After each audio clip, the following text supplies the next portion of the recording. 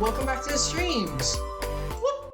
Hi, I'm Icarus. Welcome to the streams. So today we will be diving into Final Fantasy Funtime 14, or as I call it, where Epsilion, my cousin, and I go into Final Fantasy 14 together. So we are in Post-Stormblood, so spoilers for anyone who's not up to the after Stormblood story. We're right before Shadowbringers, which I'm really looking forward to, really hoping it's very good. So yeah, we'll be diving into that. We don't have too much left. The last thing we did was going out to the burn and stuff like that. And we fought here. Okay. Well, I'm going to do the wrap up with the last time with Epsilion. So hold on, let me get him on, and we'll get on together. Okay, here we go. Okay, hold on. I gotta maneuver this. Okay, Epsilion, you there? Hey. Hey. Okay, let me go on to gameplay with friends so I can get you on here. Come on, load. There we go. You have friends? Oh. I have you. You're my friend. We're your family, so you have to be. That's by necessity. You don't have a choice in that one. It's a forced relationship, sadly. I'm just gonna put you there. Oh gosh, it's raining really hard now. Yeah, it just started pouring. I mean, I love the rain when I don't have to be in it. I don't like it. It makes it too dreary and dark in the game. Speaking of rain and wetness, if you couldn't tell, my shirt is a little damp right now. I forgot to get it out of the wash, so it just got done in the wash, and it didn't go into dryer. But I was like, I gotta wear it today. It's a shirt. So I was like, well, guess we're gonna wear a stream shirt. So I'm gonna wear the damp shirt right now. So I am feeling like our characters. It's cold, but it gets kind of hot in here, so very immersive. Very immersive. I did it on purpose. I knew it would rain. See. All right, let's sit down and do a recap. What we got? Yeah, no, we're playing. What is this? Go Mahjong? Go or Shoji? I don't know what. I can't tell. It looks like they're all beige colored pieces. So it's not Go. I don't know what this is. Comic straight up. It's probably some fake Final Fantasy variant of a real world game. Anyway, oh yeah, that's what they usually do, like Triple Triad or whatever. Anyway. Oh yeah. So what happened last time? We were here on the set because we were fighting with people. We lost Alfino. That was 2 times ago. Mm-hmm. And so we did some recon also 2 times ago, and then we're like, he's gone. We went to go check out the area. In order to get through it, we had to do a light party quest. What are they called? Oh my gosh, not quest. Raid? No, not raid. What is it called? Oh my gosh, words are escaping me. Duty. Light. Like the poo-poo.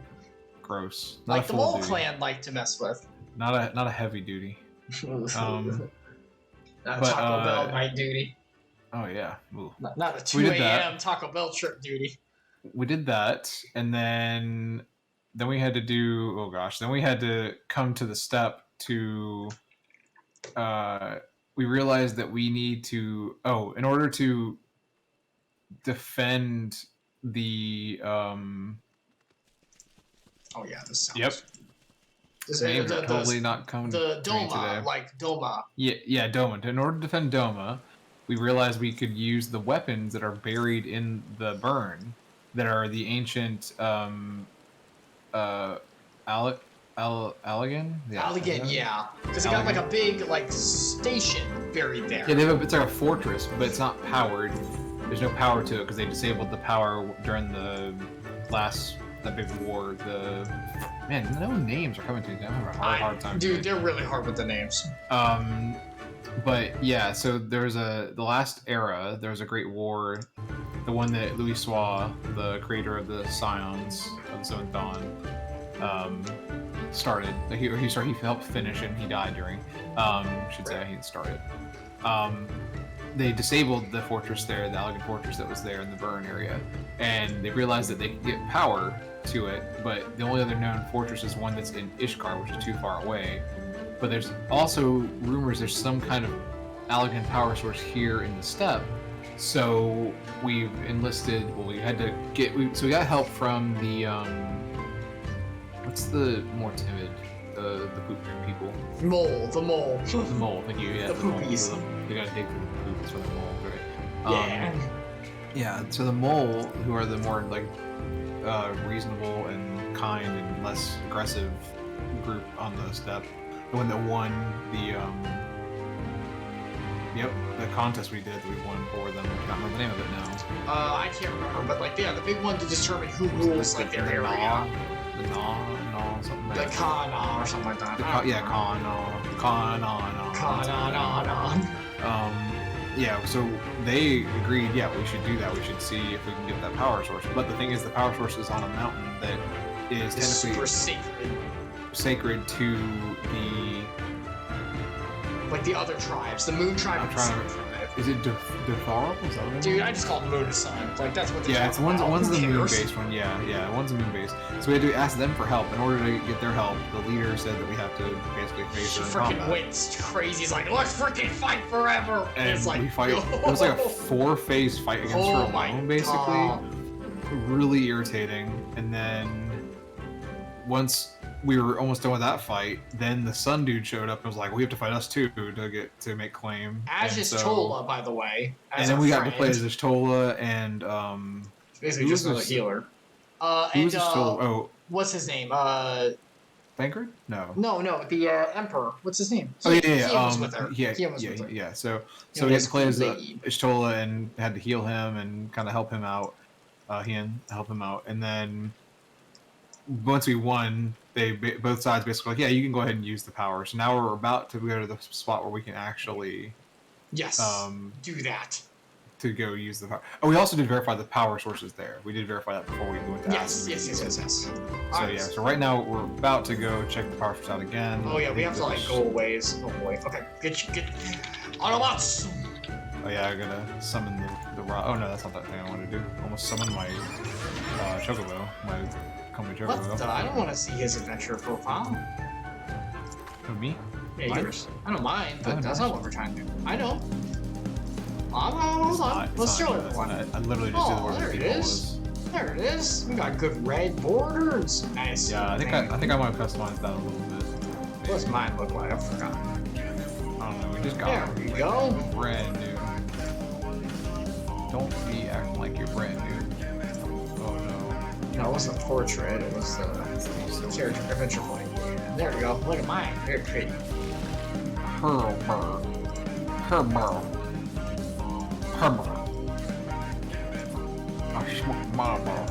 Man, you know what show just ended? I've been watching clips of forever, and I never got to see it because I don't have access to it in any way, really. You made me think of Octane Hunger Force describing that. I mean, yes, I've been watching the new clips of that. Gave you grief about not. I don't understand how you can't just watch the show. How am I supposed to watch it now? What is it? I don't know. I have no idea. I can't give you a legal answer right now. Okay. Yeah, I mean, there's some of it on Adult Swim's website you can watch for free, but not the entire run. Like, I don't know what part they put some part there for free to watch for everybody though. Right, they do a lot. But yeah, like October Force is only 12 minutes long episode, so you watching a clip of it, a 4-minute clip of it, is like absurd to me because it's basically the whole thing. It's 12-minute episodes with the intro and outro sequence added. Like, how can you? So like, really, the episode's only about 8 minutes long anyway. So you're watching a majority of the content. At least I saw it. Clips. Like, I don't know. It's so weird. Like, it's like getting cliff notes for like a novella. I don't understand. You just read it. I mean, I've been doing that with a couple of shows actually, just because they people post clips on YouTube. I'm like, oh, what's this look like? I'm curious. My wife was coming out. My wife Sasha does that. She likes to like. I have to give her grief about it.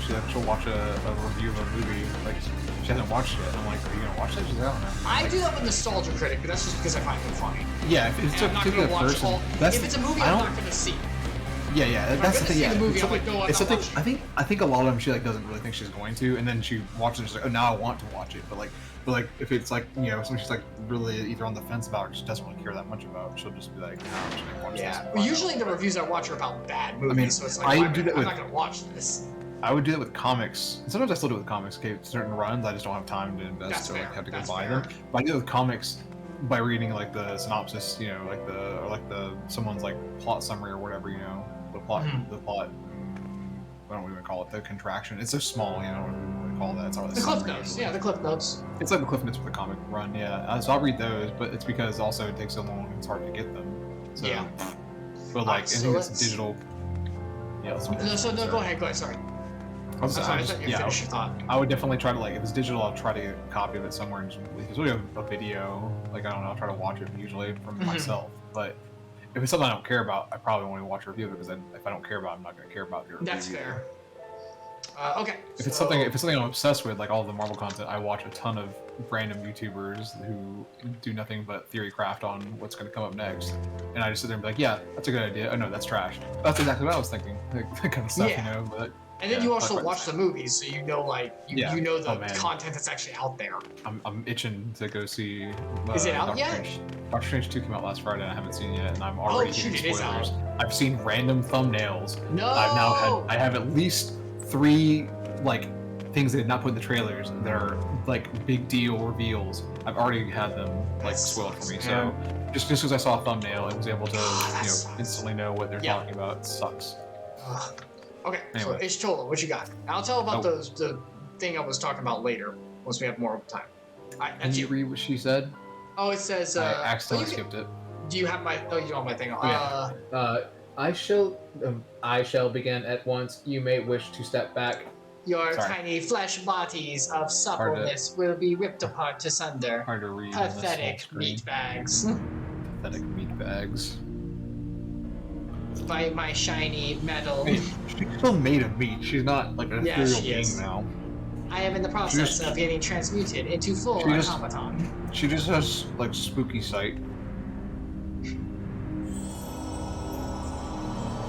She can see all the ectoplasm everywhere. Yes. All of it. Because of all the fans of Totally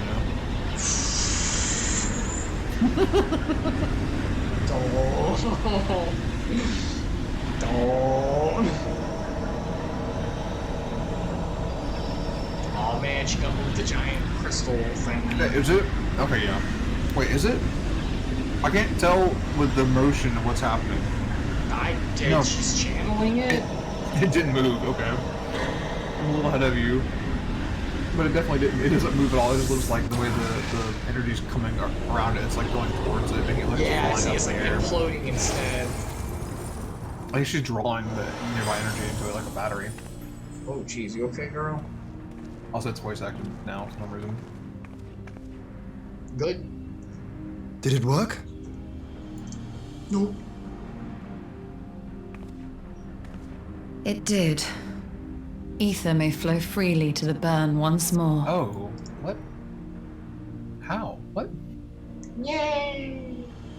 So it's not a battery. She was removing the barrier that was preventing it from flowing? Yeah, I think that was it. I think it's a thing that was holding off a bunch of aether flow for some reason. I can't remember the reasons. But it was this is blocking it. We remove it. That's all we had to do. Are crazy. And in order to do that tiny sequence, Epsilion, we had to fight both of the leaders for 15 rounds. They want to make sure you got to see them again, because maybe you won't see them at all. Yes, but alright, that one's you now.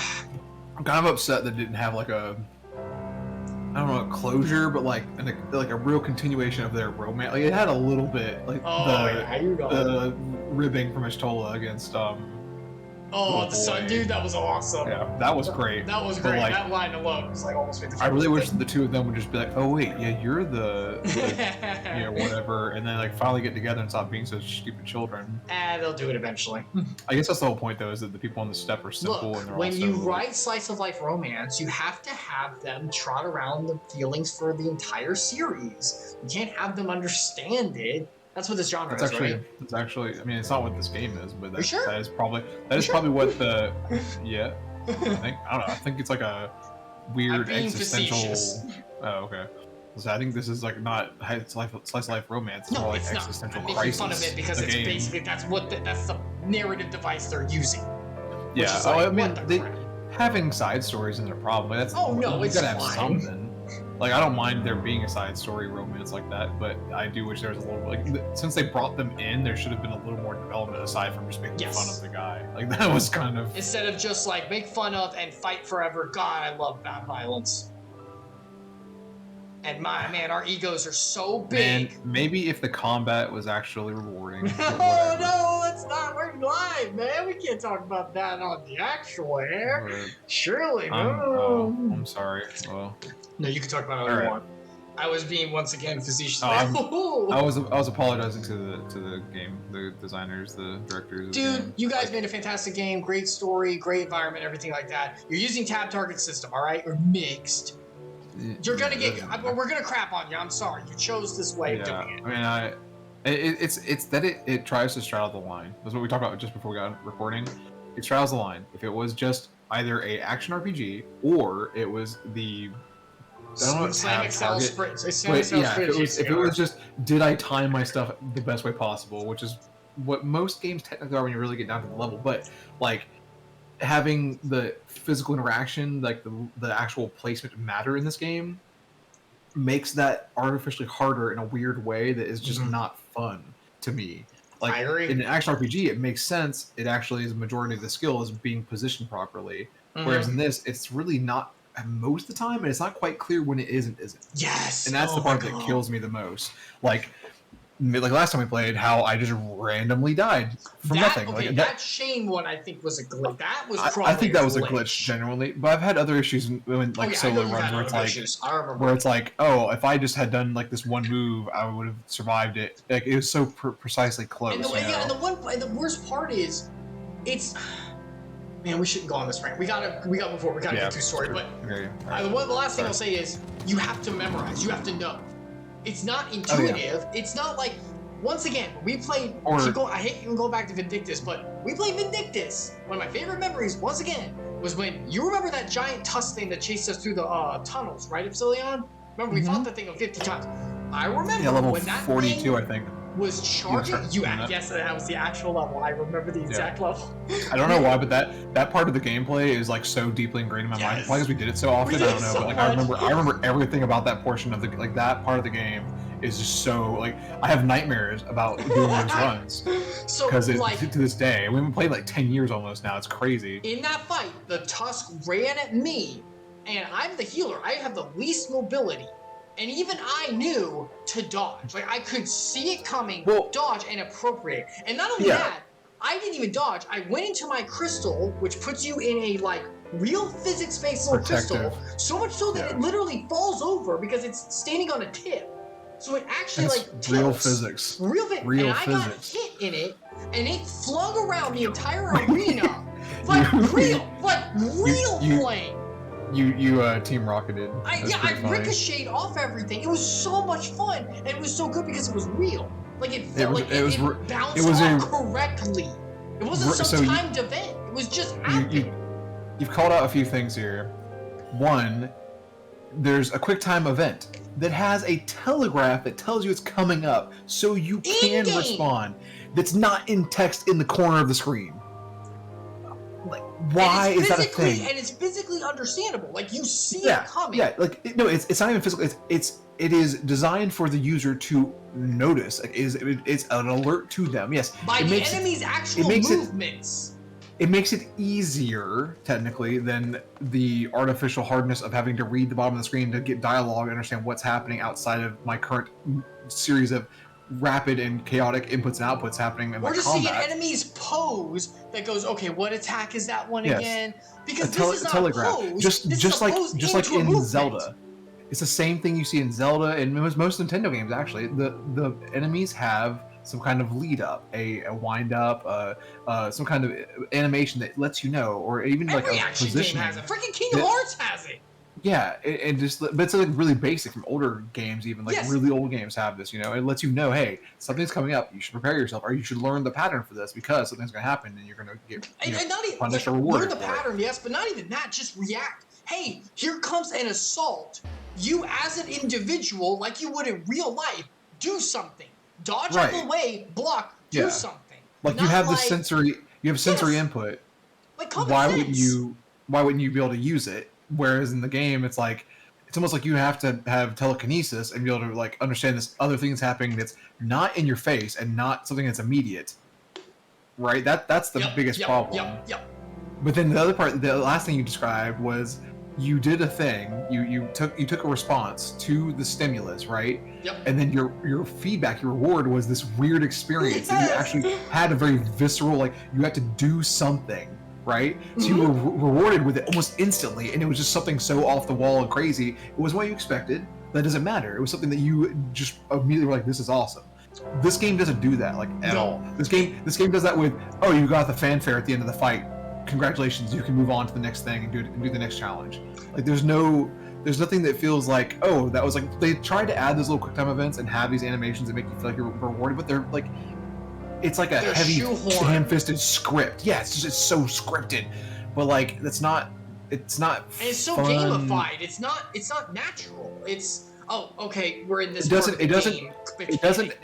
so yeah, because it's a game being made, so all of it has to be gamified and it has to be not natural, but like you can have something that is chaotic. Yeah, it's the way you present it. It can be chaotic, but still intended, and it still could give you a better reward than what it. Yeah, it's like. I mean, I'm not saying that the people who make this, the guys who make Final Fantasy 14, they know how to make games. Like that's not the problem. They do. It's just that I think they're targeting specific gamers, like specific subgroup of gamers, who want this game to be this way, and not targeting people who are more generic. I don't know how this game has blown up as big as that, other than the story. Like the story in this game is excellent. That really it draws is people what in it for is. sure. That the license, it's Final Fantasy. Yeah, they have. And it is the crossover stuff. The crossover stuff with Final Fantasy, like core, not just 14's in-game stuff, but like other game, and then also like the random crossovers they do with like other Square products and even. Well, I'm just saying that like that too, but also the fact it's Final Fantasy. People will literally play a game because it's Final Fantasy. Just because it has the name. I don't know. Yeah, If that's true. I mean, 100%. 11 did not have that going for when I played 11 back in the day. True. 11 was like, oh, it's like people were like, oh, it's Final Fantasy. I'll try it out. And people played it and they're like, this is not Final Fantasy. This is an online game. Like, but I'm I talking would to say weirdos. that it also works because this is Final Fantasy. Like the story is Final Fantasy and a good one too. Yeah, so like it does what Final Fantasy expects original. You to do. So it's like, oh yeah, this is Final Fantasy. That's good. Yeah, and I still think that is appealing to a niche group. It's the people who love the story of Final Fantasy. I'm part of that. I'm not saying I'm not, and I'm not saying that's a bad thing they're doing that. I'm just saying like, as far as like drawing people in, I can't believe how well it does draw people in. People who don't care about Final Fantasy also play this. And people who are like, oh, I like WoW, and they wanted to play WoW because they grew up playing WoW or whatever, right? Or but those are people who are used to the tab target / mixed system. Like that's true. That. Yeah, their combat experience, is already that. So they're already that they can't be upset about it. But yeah, they're like, oh yeah, this is what I want. I don't know. It just seems like that's what they're going for, is let's pull other tab target or mixed or whatever MMO players to this game with it does cost money, but it is like actually a fairly good price for how much gameplay you can get out of it. It's $70 for 6 months or whatever. That's pretty reasonable. Most people buy a new game every 2 months. That's about normal. Honestly, so it's not too bad. You're getting twice the amount of game for the cost, basically, roughly. So like to me, I don't know. It's weird how popular this is. But given that it's really only targeting two niches, one is Final Fantasy extremists, like people who love extremists, but people who are really into Final Fantasy, like the people who are super fans, right, of the whole franchise, but not because of individual games, but just the concepts, like the core aspects. Right, they're Square Enix fans, basically. Yeah, that could be a broader group you could probably include, and then the other niche group that they're targeting are people who like the tab target mechanics for the spreadsheet mechanics, basically. This game is just a bunch of timers. Well, there's also the aspect of like people want an MMO as well, and WoW, not throwing shade, but WoW's been having issues. So one of the reasons this thing is going so well, one of the reasons this is going so well, it's no secret to anyone, is because Blizzard's going so bad. I'm not saying that's the only reason. The people put a lot of work into this. They did a lot of good job, but the market exists in a context, and heaven knows that's one of the reasons. I mean, there's literally video after video after the exodus of people. Jesse's one of them. Everyone in Yogscast, all of them have moved over. That's that was they started that before they did Minecraft. They were a WoW. That made videos about playing WoW, so many like raid tutorials and stuff, and they're all moved over here. It's crazy to me. But reminded me when you said that about Blizzard. I think you asked me if I had seen the Donkey Overwatch 2 video. Oh yeah. I just watched it yesterday finally because I've got a backlog from when I left for the week. Finally got to it. I did not know they renamed McCree, and I was like, "Oh, that's cool." Oh yeah, Like, you didn't hear about the McCree name. I was like, "Wow, I can't believe they." I knew they were gonna rename him. I didn't know what they were gonna rename him. That's funny to me that they did that. But I feel bad. Like I don't know. I liked the name fit, and then it had to be soured by that guy. You know, so like the dev. So, but yeah, I don't know. That was funny. Man, yeah, freaking Donkey's so good. Donkey's assessment. I was like watching. It could be the way he cut it, but man, I am like that. Of course, it's the way he cut it. He's so good with presentation. Not the execution because so he cut good. it. What I'm saying, if he cut it and made it look like what it is, like the game look like what it is in the video, and that's just his cut. I haven't seen any other gameplay yet, so I don't know. I have. But It's Overwatch 1 again. How? It is the same thing. Exact same thing. Okay. There's less shields. There's less shields. And, less tanks. And there's more of like an offensive feel to it. So they want to be faster paced, like yep. They want to be faster paced, like TF2. Same thing TF2 did. Yep. And remember what happened after they did that? Yep. Game died. Yep. It's Overwatch 1.5. Yeah, that's what Donkey said. People were calling it that. In the beta, there was only one new character, by the way.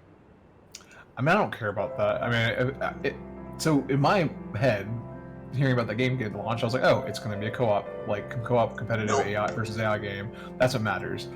And the only thing I've seen in the beta so far is that they just added multiplayer, and there's like no actual playable content. No, that's not coming for years, by the way. Why are they even launching it? What's the point? Yep. Why is it not free for everybody who already has Overwatch? Because it's the same thing. Yep. It really seems like its Blizzard marketing team was like, well, we need money, so let's just slap a 2 on the back of this and say it's a new game, and hopefully people will pay for it. We'll make enough money to actually be able to invest and make the game. Hot takes, everyone. Hot takes that I fully agree with. I don't know if it's hot takes. I guess it's not as hot takes. Hot take it's shade throwing, if anything, like but it's not like walked you into shade. the meat locker and took a take. Is what it feels like. Oh my gosh. So, all right, let's read Ian's dialogue. My gosh. Yeah, let me read this. I guess. Sorry. I do not pretend to understand what you did, Ishtola, but you did it. Thanks to you, and insert name here, of course, we have taken a momentous step towards securing our defenses. Now, as much as I believe a rest is in order, we should probably make haste back to the Enclave. Of course. Back to the Enclave. Agreed. The others may already have returned from their mission, and I would know how things stand. I would know. Gosh, wasn't I would know. I would know. As would I. Without further ado, then. Ugh.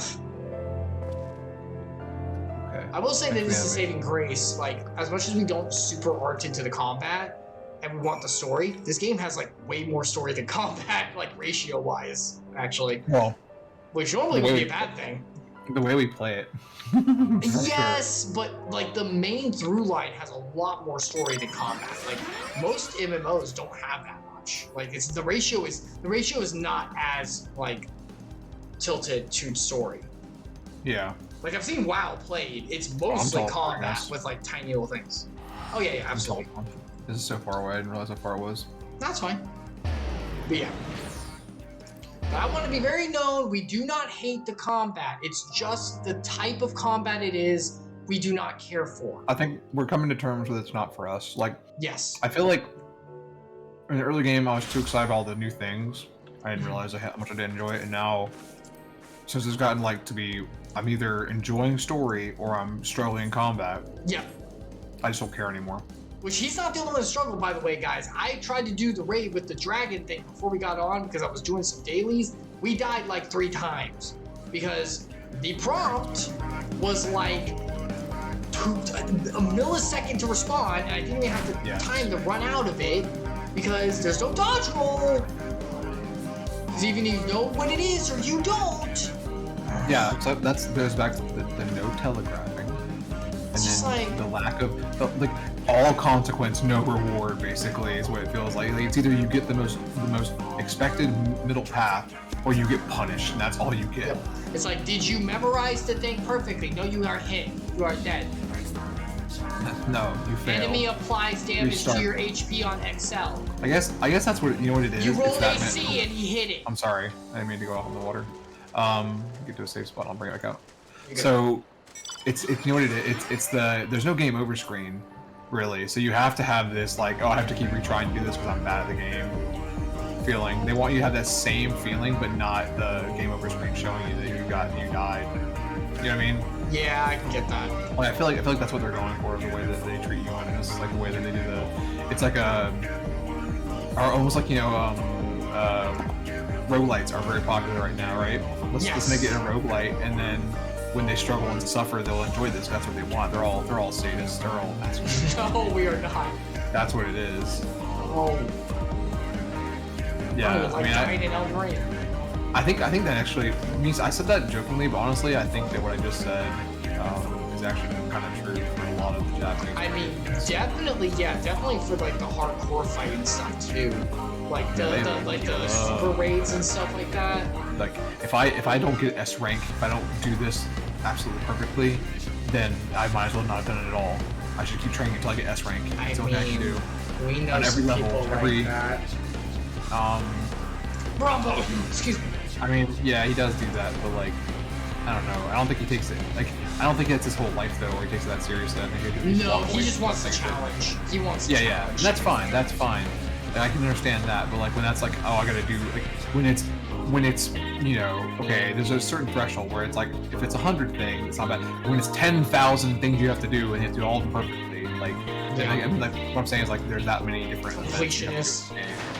It's too much. It's too much to have that much perfection. It's so stressful, and that's all. Oh, I need stress. It is nice though. I will say that the main storyline you can stay up to level pretty well. Once again, the duties also help with that, like the daily roulette, and then you can ignore all that. That is nice because those mechanics don't do that. Those are quality of life mechanics that the game absolutely needs. Something which it does. So thank goodness. Yeah, and they do it great. I'm not going to fault them for that. Yeah, this game has a lot of really good parts about it. We do like this game. We just don't like the way the combat works, which is not the game's fault. It's just the type of combat they chose. Like, well, they've kind of moved into, like, they've definitely made comments and like they explained that. It's always been tap target to a degree. They want to suck in action RPG players, though. That's something they've definitely. They're adding time events, they're adding other features. Change. Ugh. Yeah, there's no. It's just like a superficial little tweak. Mm-hmm. It doesn't really count. And that's what I'm saying. Like, it's a battle style we don't really like because it's tap target. It's mixed tap target. Like, it's not action. I refuse to call it because it's not. So that's what we're referring to. It's not action RPG. It's not an action game. Trust me, when we do, y'all been seeing me on Elden Ring, and we will be starting the Kingdom Hearts Chronicle again. You'll see an action game. Anyway, Ali said, let's go. Judging by your triumphant expressions, I take it all went well on the Asma Steppe.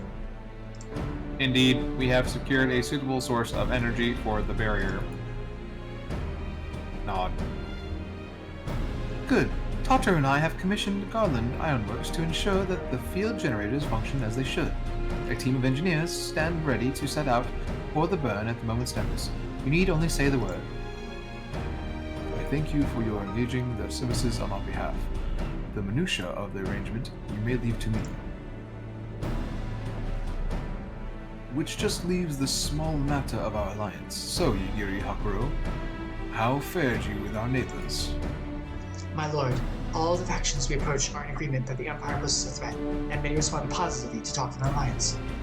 From Hingashi to Sui no Soto, however, we received outright rejections. The former will not break its treaty with the Empire, and the latter will not involve itself in conflict.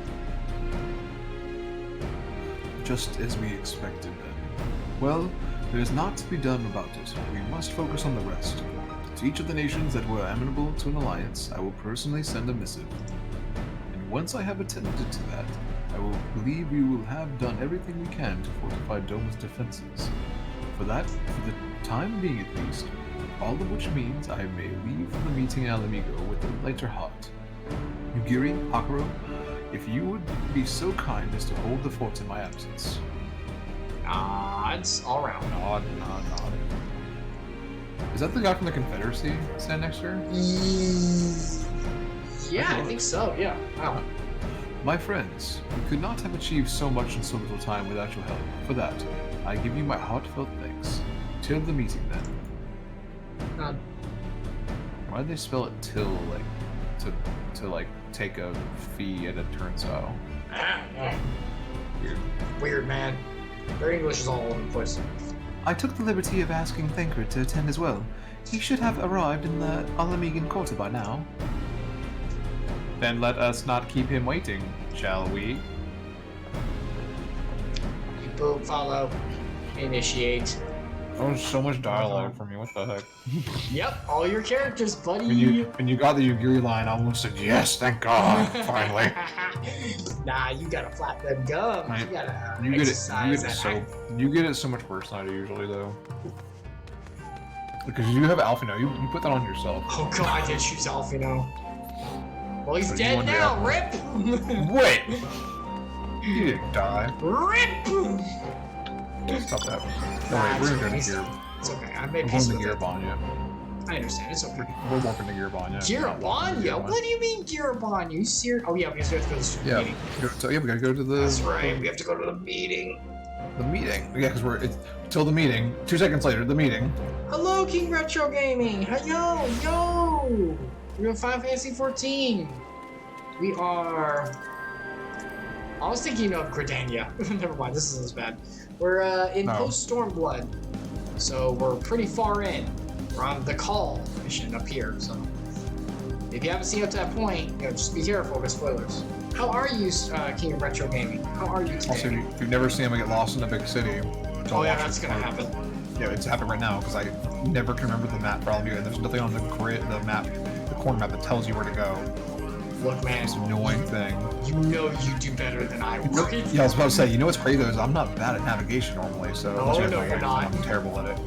But okay, I think about it. I, however, put on the GPS to go 3 minutes away to a place. Oh, I turn mine on every time now just to get traffic data though. Oh, I don't care about traffic data. I care about let's not get lost. I gotta know if this like one turn will make my day take, my trip take twice as long. That's the real problem where I live, so. Alright. Maybe not much soon, but alright. Ishtola has told me all, and I duly told Uranger, how do you say his name? Ranger, I guess? Uranger? Yeah, Uranger, that's right. Uranger and Kale. Yeah, good old Kale. Kale in particular was concerned about Alphino, but I assured her that everything that can be done is being done. She agreed to continue with her own task for the time being on the condition that I contact her the moment there is any development. Alright there, buddy? Yeah. At first I said that sounded really odd. So that leaves 4 of us to attend the council. Arenvald is here to assist with security. Incidentally, though, the poor lad seems altogether too distracted for the task. Another one missing, Alphino, I expect. But it's time. It's almost time. As soon as you are ready, present yourself to the guardsmen at the palace entrance. I shan't be far behind. You shan't be far, everyone. I shan't my pants. God, this is really hard to see. Graph's so dark. Yeah, it's so dark. See, that's what I'm saying. Excuse me. It makes it so dark. It's like actually a thunderstorm right now too. It's not even just light rain anymore. The Scions of the Seventh Dawn, welcome to Alamigo. The Alliance leaders have already arrived. May I show you the meeting chamber? Yes. Upon proceeding to the Royal Palace, several cutscenes will play in sequence. Oh, it's movie movie time! It's movie time! It is recommended that you set aside sufficient time to view these scenes in their entirety. We're fine. We got like an hour and 40 or so. Right. Enter the Royal Palace. Oh boy, look at this. What? Look at this. What's Congratulations. Oh, look at this. Mistress Lys, This Commander voice actor is Aldin. called- Oh yeah, for sure. It gives me great pleasure You sure? to formally welcome the city-state of Alamigo to the Eorzean Alliance. How have you been? I've been doing good, King Retro. Kids at my work, I work at schools, are now going to be off school soon, so my job's going to get The kind of pleasure is easier. But I've ours, got a Your test Grace. to take in June. I know I speak for all Alamegans when I say that we are glad of this chance to stand with our comrades of the Alliance. Oh, Tell your us license? Yeah, it's time to get my license. That's how license Are you done with your hours? I can take the test beforehand. I'll be done in summer. Yeah, no, not summer, but in fall, early fall. So Okay. if I fail the test, though, you have to wait 3 months before you can take it again. So you have time to take it. You have time to take this. Exactly. Smart So I'd be move. very careful. I'm guessing it's common for people to take it twice. Yeah, but some people pass on the first. The person I knew who's at my place passed the first. I've looked at some of the questions. They don't look terrible. They're not memorization. It's more of like weird application. But as long as I can get my mindset in the way that the test takers want me to be, because you know how that is. The Lord knows we don't actually want to test what we know. That's standardized testing. Oh, yeah, general, basically. right? Oh, yeah.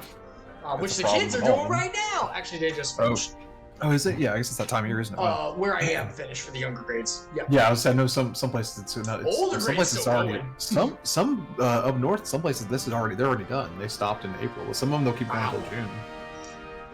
Yeah, it's weird. Across the nation, it's changed quite a bit. And we, for our time part, are glad indeed to be able to welcome friends both old and new. How are you, King Retro, by the way? Didn't ask you. I haven't seen some of these people in a while. Lord Hien of Doma, at your service. Yeah. Pray, accept my heartfelt thanks for your generous invitation. Once again, this is why why we're here. The story. It is really cool seeing the leaders come together and the adding of them. Like you see the guy from Ishgard now, and now Hien like introduces himself. It's like this is cool. We're building like a conglomerate of things. Like once again, this is why we're here because this is done very well. Nay, 'tis we who must thank you for journeying so far. And 'twould be remiss of me not to acknowledge the part the Scions of the Seventh Dawn have played in bringing all of us together. Yeah. In times of great unrest, you and yours have been our constant companions, without whom we would not be here. Yeah, we know. With apologies to Lord Hien and Mistress Alize, it occurs to me that we have not gathered in this way since that fateful day in Uldar. Ouch. The day I lost my arm and my freedom. As I lay in my cell, never did I dream that I would one day be given the chance to represent my homeland at this council. Oh yeah, he's representing his homeland. Like he's one of the big boys now too. I would not even be alive had you not plucked me from the jaws of death. You, Yugiri, and Alphino. Would that the lad could be with us. God rest his soul. I thought you were talking to Alice at first. I thought it was Alphino. I too owe my presence here to Alphino. Well, I thought he was calling her Alphino. Oh, until such time as he returns. Just as you, Alphino. I mean to carry on his good work as best I can. I'm sorry, he just looks so feminine. You guys look exactly the same. He looks like a little girl too. How is this possible? Wait, Alphino's not a girl? Yeah, exactly. Wait, what? Come, friends. Let us leave the past in the past and turn our eyes to the future. My Lord Hien, pray, tell us how things stand in the east. Sorry. You good? Sorry about that, right? You're making fun of Hien. I thought you were making fun of Hien, not you. Cool. No, not you. I thought you were making fun because I'm the guzzler. No, Having heard the rumors of dissent in Garlemald, I dared to dream of a peaceable solution. The Empire will not so easily change its ways. Should get my 64-inch or 64-ounce giant thermos thing for on stream. If the Garleans have a mind to take back Doma and Alamigo, we'll be hard-pressed to stop them, even with the might of 6 nations. We have 6 nations. Why? Why is it hard? You have magic and 6 nations. What do you mean? They're so militaristic that the other nations, even having volunteers come fight, is not enough. Like the whole nation doesn't contribute to the combat, but for Doma, for Garlean, it does. Like everyone who lives in Garlean is part of their cog in the machine. Looks like they need to do the America way for World War II and get some homeland help. You know, because like everyone contributing to the war effort. Yeah.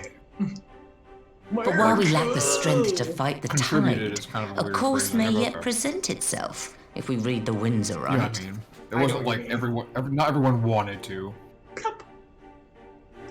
I put my speech bubble in. The winds suggest but one course to me. One which leads from the sea unto the river and thence to the source of all our woes. the Ascians. Indeed. All here have felt their blighted touch. The Ascians It was are the also bringers a of good chaos who overall nurtured the villain, Archbishop's but they're just, tyrannical like, ambitions. They're doing it like subtly enough that you feel them, but like they're enough. I just wish under the radar. I wish that they weren't, and we'll get this soon because we're gonna be there soon. We already seen some of them based on the streams. I wish they weren't so Organization 13. Like personalities are not. Nomura's not even involved. So how did that happen? And personalities aren't as like. At least Organization 13 had some pluckiness to some of them.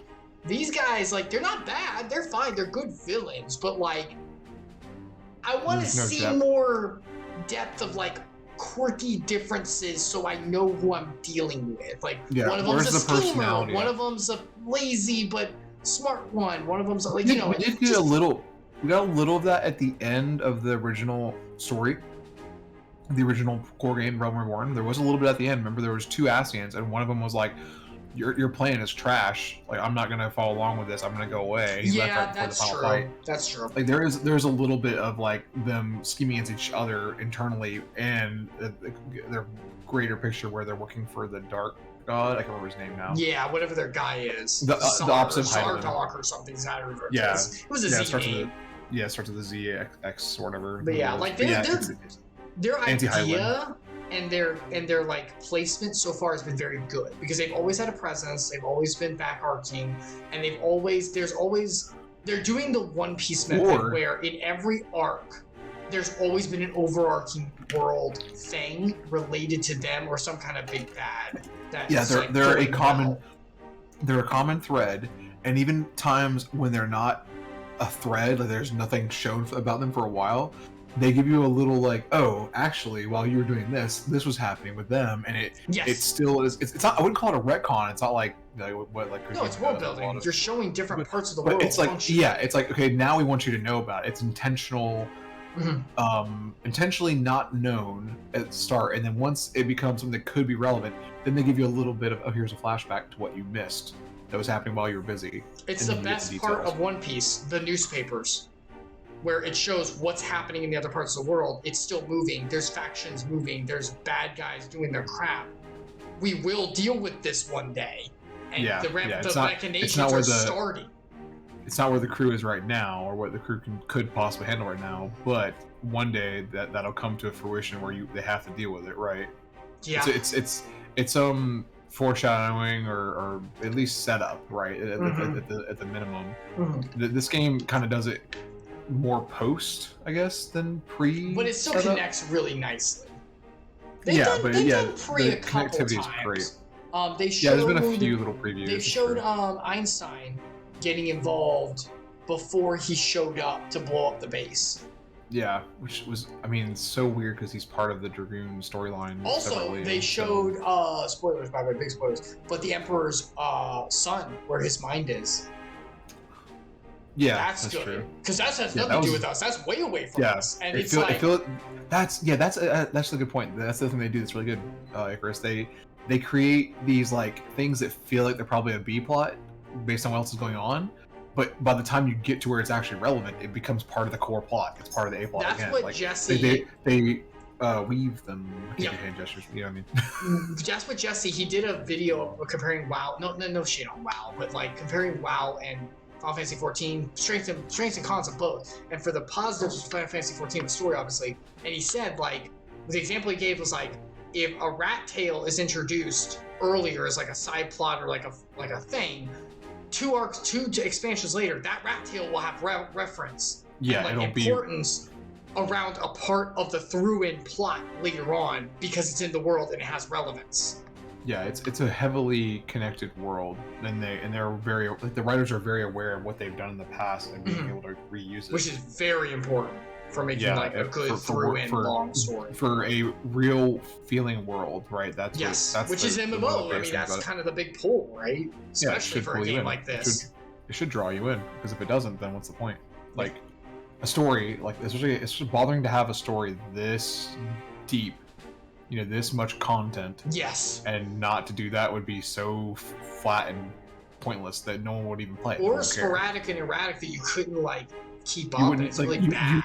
It had to be the game have to have good combat and keep you in the game, or like the sandbox mechanics of the MMO must be really good to keep you. Like I can think of there's a couple of smaller indie ones that came out that had trash story mechanics were kind of meh, but the environment mechanics, the things you could do, the way you can move things around with interesting, so you can kind of play with the engine. We always hit on it, but Black Desert has a trash, barely even there, pathetic story. Pathetic.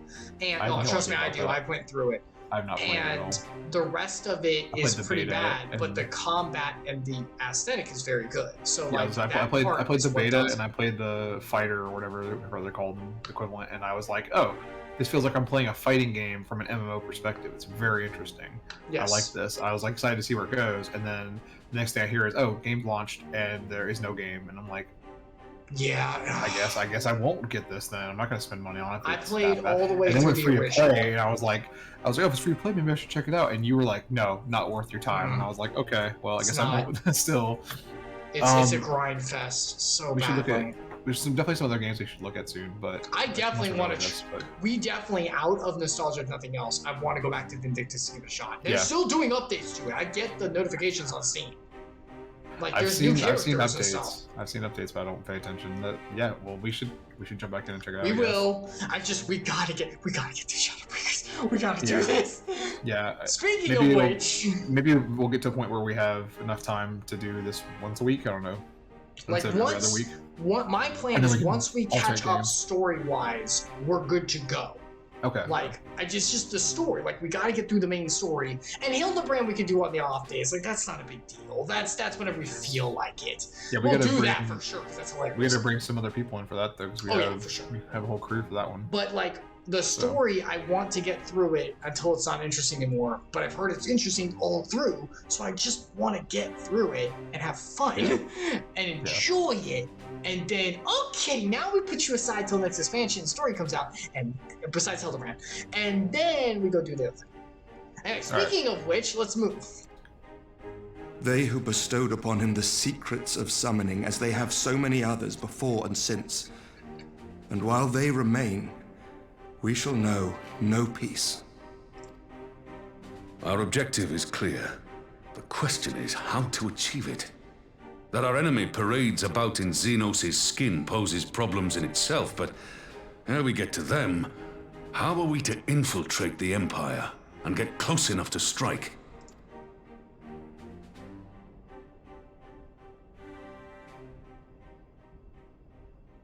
Okay, you guys are all quiet for a second. While I see the wisdom in targeting the Ascians, an assassination attempt on Garlean soil would do little to aid our cause, even were it to succeed. It's time we used our enemy's preferred tactic, subterfuge. Let's get deceitful. Give them a taste of their own medicine. You have an idea? Speak your mind, Master Thancred. None here know the enemy better than the Scions. And you mayhap best of all. That was a backhanded compliment.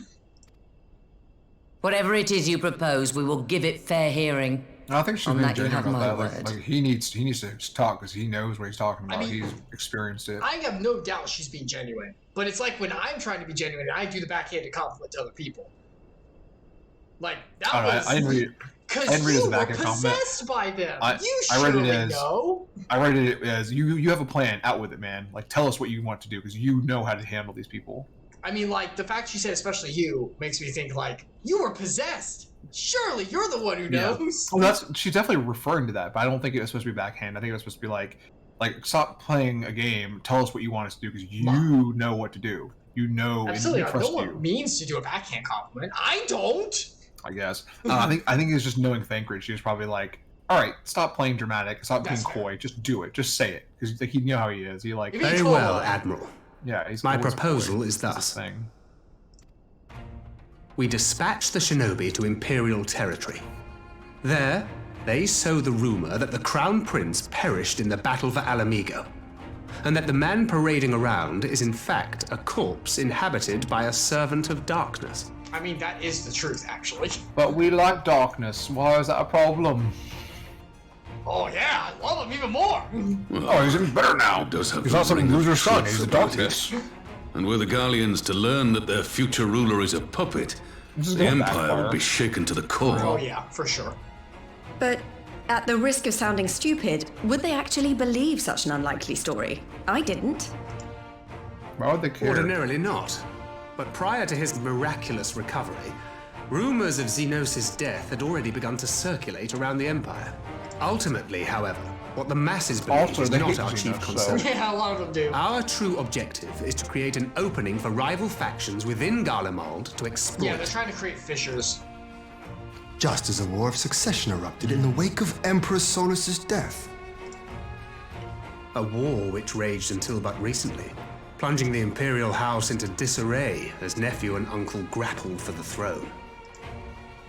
It is no coincidence that one of Varus's first acts as Emperor was to name Xenos heir apparent, family feuds being so tiresome when armies are involved. Not all welcomed his choice of successor, however. Right, that's right. I think he's a freaking giant jerk. There is no shortage of individuals who aspire to the throne, who would jump at any chance to seize power. The news that Xenos is not only dead, but a puppet to diabolical forces would be too enticing to ignore. What's the truth? The Empire would not be quick to recover from a second war of succession. I am no stranger to infiltrating Imperial territory.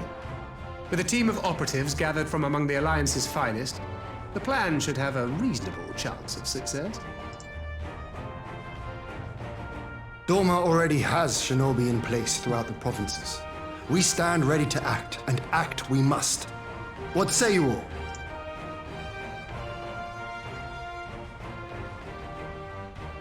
I'm for Master Thancred's proposal. We shine a light upon the Ascian and test the Empire's unity. Unity. 'Twas his plot that scuttled Doma's negotiations, was it not?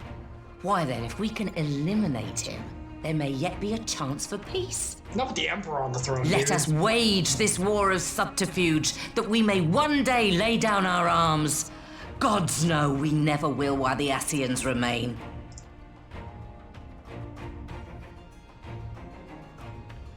Mara Webb, blow this bin. Blow this wind. Uh-oh. That way. Sorrow. Uh-oh.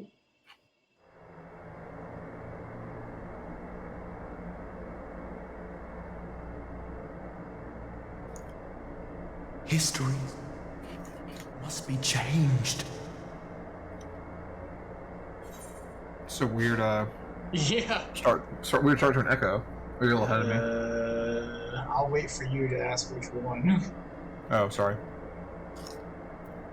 Are you good? They're both practically the same thing. I doubt it's gonna make a difference, but... Which one do you want to say? I'll say I don't understand. Okay. I don't think it's gonna matter, but... No. Ahead looms a calamity. Yeah, that's... Ahead looms light, expunging all form and life. Yes. Oh shoot, this is shot over here. Twin dooms only you can forestall. Only you. What's the matter?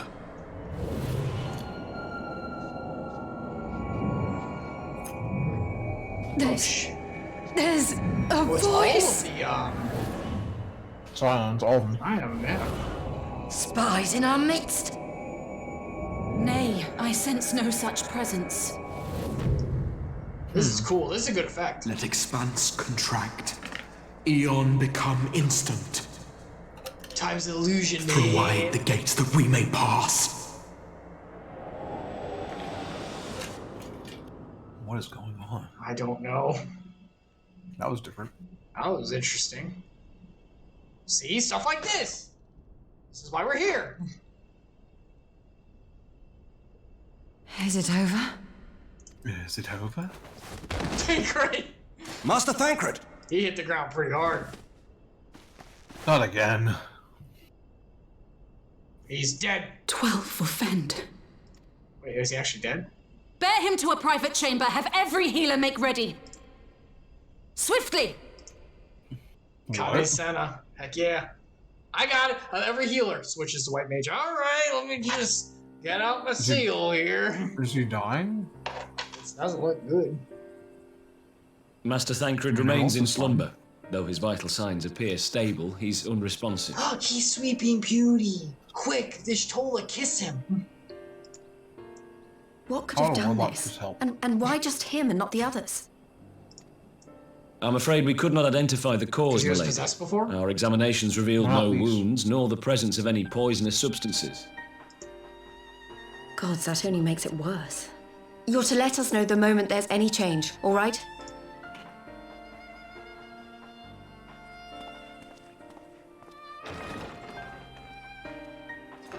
Wait, did Lise have a reaction or just Thank the you for other coming. four?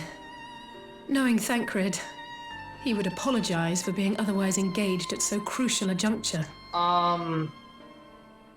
That's a good question. I did not see her, but she's here talking like we are, so I'm guessing she... No, because they specifically showed us four. I would think that the screen would like widen to her doing this if we were to suppose she would. I don't think she was affected.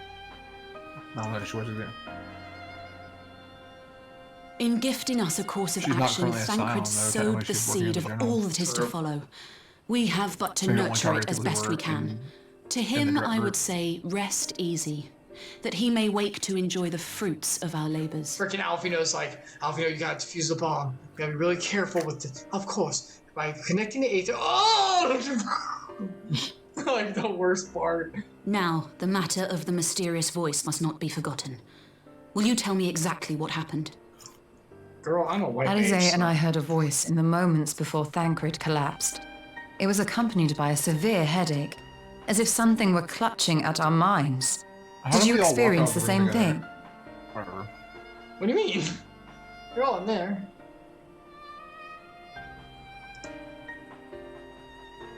I did the same thing. I heard the voice. So, in between the voice and the pain, you felt as if you were somewhere else entirely. Nod. Your testimony confirms my suspicion. That which you experienced was, I believe, your soul being plucked from your flesh. Okay. Called. That literally happened in Ezekiel when I just read the Bible, so Cool. I was about to say that's possible. definitely That there's is definitely biblical presence for this. actually Presence possible. over this. I mean, you can be called. That is funny. to the kingdom. I myself examined Thancred. I'm surprised they're using that term. Reach out as I may, I could not sense in him the spark of life that is his soul. Oh. They took him. That Thancred Thancred couldn't alone was resist the stricken call. so Or is he likely knew. due to his heightened Maybe he sensitivity knew. to the effects of ether. A consequence Yep, of his there it prior is. possession by the Ascian Lahabrea. Yep. He was possessed before, so his soul's more loose than the others. He's got a loosey-goosey soul. He got loosey-goosey. It's unhinged. The owner of the voice, whoever it may be, reached out to you, called your souls, and in so doing, caused you and yours such pain. Thank goodness we have Kanye enough to be like, all right, so here's the spiritual If weird that's stuff. true, where exactly are we being called to? I know not. Yet one thing is plain. Whoever waits for I you hope he's on the being other called in the side future. is possessed So of he's a power unconscious, but unlike any he's I unconscious have right now, ever but his known. consciousness got pulled from the present to a farther point in the future. He's just gonna wake up and be like, oh, I'm good now. As long as we're only jumping forward, I'm fine with that. Please don't jump back. Forgive us, Please. Lise, but may we Why leave not? Thancred in your care for a time. Travel is not the core concept of your story. I hate it. Paradoxes everywhere. As if you had to ask. I may not be a Unless there's scion already a anymore, paradox, but I'm and no then it's less a just clearing up friend. paradoxes. Yes, you can make it work. I've seen, Don't worry. I've seen some series I'll do see really to it well. that Thancred's That well you looked can, after. you can, Just just- focus on oof. solving this mystery, all right? Thank you, Lise. Also, we have to deal with the Empire, so there's still that. As the elder Seedseer says, So Lisa's tis no fine, she doesn't ordinary have it. individual Yeah, we she are did not. dealing with, It's because she's not a scion. nor can we discount the possibility of Ascian involvement. Whoever or whatever is behind this, the sooner we find out, the better. Nod. Nod. Acknowledge. I wonder who else in the Scions is impacted by this. Yeah, Like, I was thinking about that. You know, the bomb squad moment. But no, seriously, who else is there? Alfino, your ranger, Rianja. Does Kale count? Kale's a Scion. Okay, so Kale. Pretty sure. Who else is in that group at this point? Minfilia. Oh. She can't be impacted. She's part of the Highland now. Ursul's nice and secure in a big, giant, shiny rock.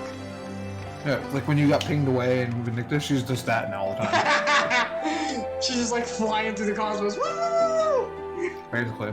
Alright, let's talk to Alice. What you got, girl? I just tried to call Oranger on his link bell.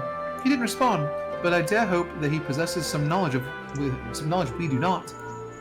He's a big it's book Oranger, boy. so Oranger also. Oranger. Oranger. Something happened during the meeting. Thancred's collapsed. A disembodied voice suddenly stated, "What? But that's... We should talk about this in person. All right, we'll meet you there." Where do we have to go now? That was Oranger. He heard the voice too. Yeah, there we go. In Venalan? As we alone were afflicted at the meeting, I had my suspicions, but if the voice also spoke to Oranger, there can be little doubt the Scions were targeted specifically. By whom and to what end is the question.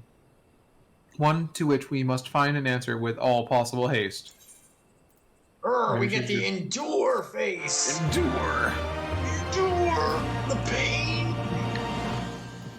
Nice. Right. What does it look like? Let's look real quick before we do the next thing. Let's waste some time, shall we? Where are the emotes at? It's kind of something. Yeah. Zoom my face in. It's like, oh, we get clutch head too. Clutch head. Boy, I'm not gonna even make the joke. Aw, content. No, stop. No. All right, Ali, say, let's go. Yeah, I had content. That was new. I didn't have content before. Fluid and violet. Oh wow, that is a lot of emotions being conveyed. Like, oh God, please. No, not again. Okay. Ali say is eager to rendezvous with Oranger. Oranger agreed to meet us at the Rising Stones. If any of the others heard the voice, we'll find out soon enough. Yep. Rising Stones, jeez Louise. Good luck! I should get back to me with the other seats here, but if there's anything I can do, anything at all, you must let me know, right? Promise me. I bet she feels guilty because she didn't get it. Yeah, she's or like, she's jealous. Oh, I'm really not jealous, actually. She's like, I wanted to have a headache too. Why did I get a headache? Well, I get to be the special chosen one. Right. Let's be on our way. I don't know why I a lot of F there. Sorry. Whoa, what? We get warped? Transport. Yes!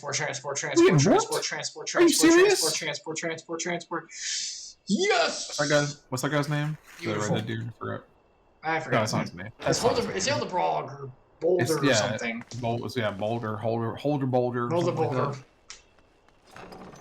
Oh, this is definitely voice acted, by the way. There's no way it's not. Calling it. Urianger! Yep. God, it's good to see you. Alright, sure. Would that our meeting were under happier circumstances.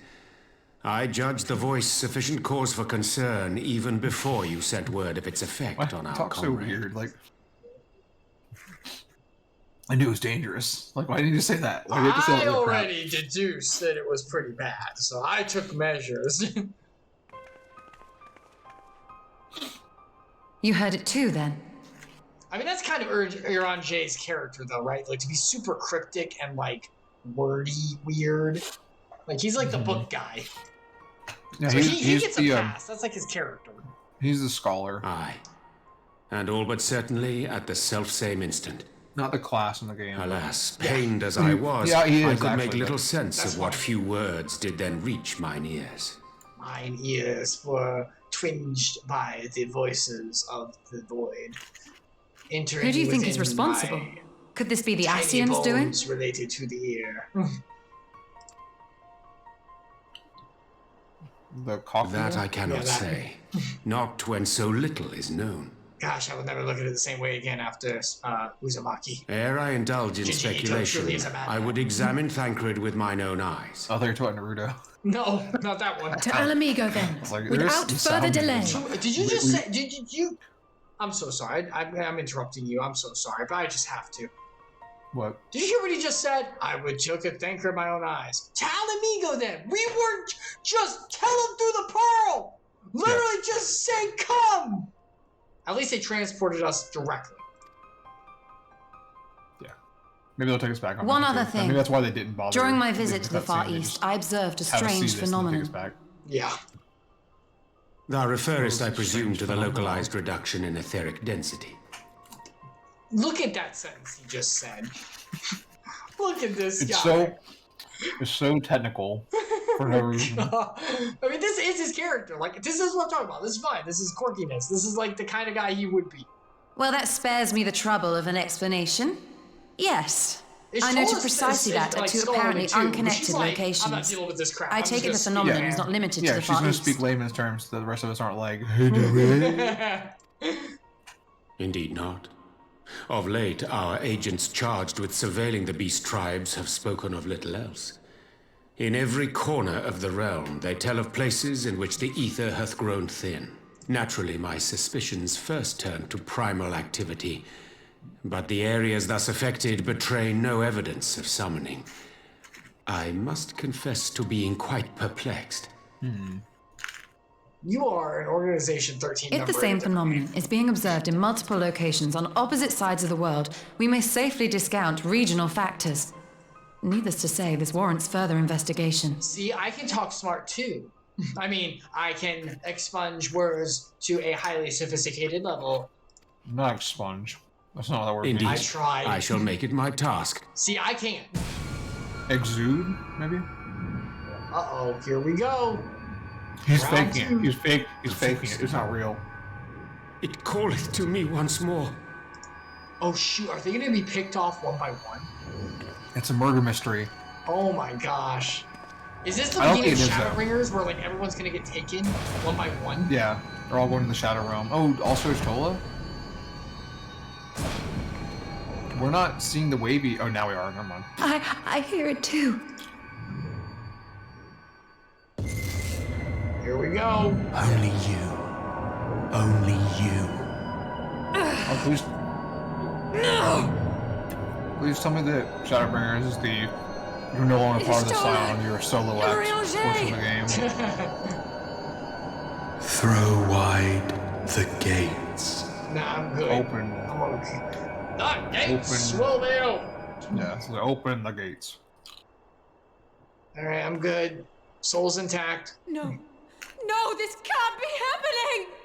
Alright, I'm going with my theory that they're Oh, being crap. teleported to the future. They're definitely needed. like, this is going into Shadowbringers for sure. Like wherever that is, this is how Yeshua. we're gonna be William there. J.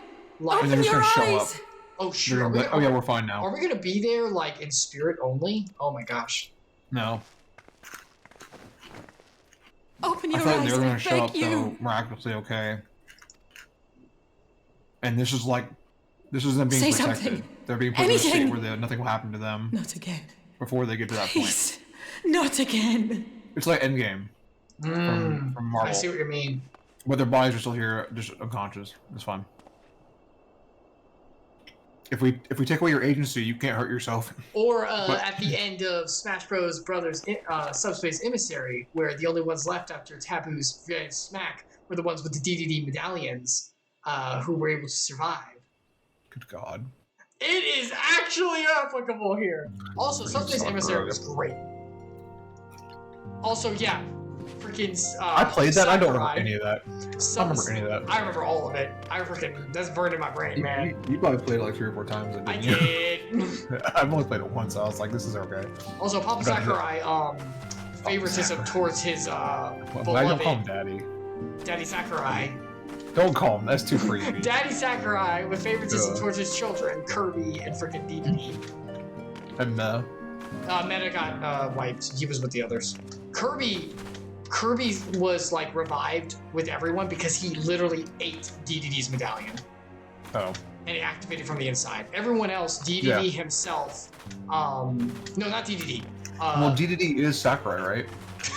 Isn't Papa that canon? Sakurai himself. Oh, good gosh. So, like, isn't that canon though? Isn't like didn't he say at some point like DDD is like his self insert into the game for something? Like, I don't know. He's not like he doesn't act like that at all. I don't know why he said that, but I remember reading somewhere he was like, "Oh yeah, I think of myself as DDD." The Papa has spoken. He is DDD. Like, I don't remember what interview that was. I remember that was probably in like the 2000s, like maybe before Brawl even came out. I think he said something like that, and that's when they announced DDD was going to be in it. I think it was around that time.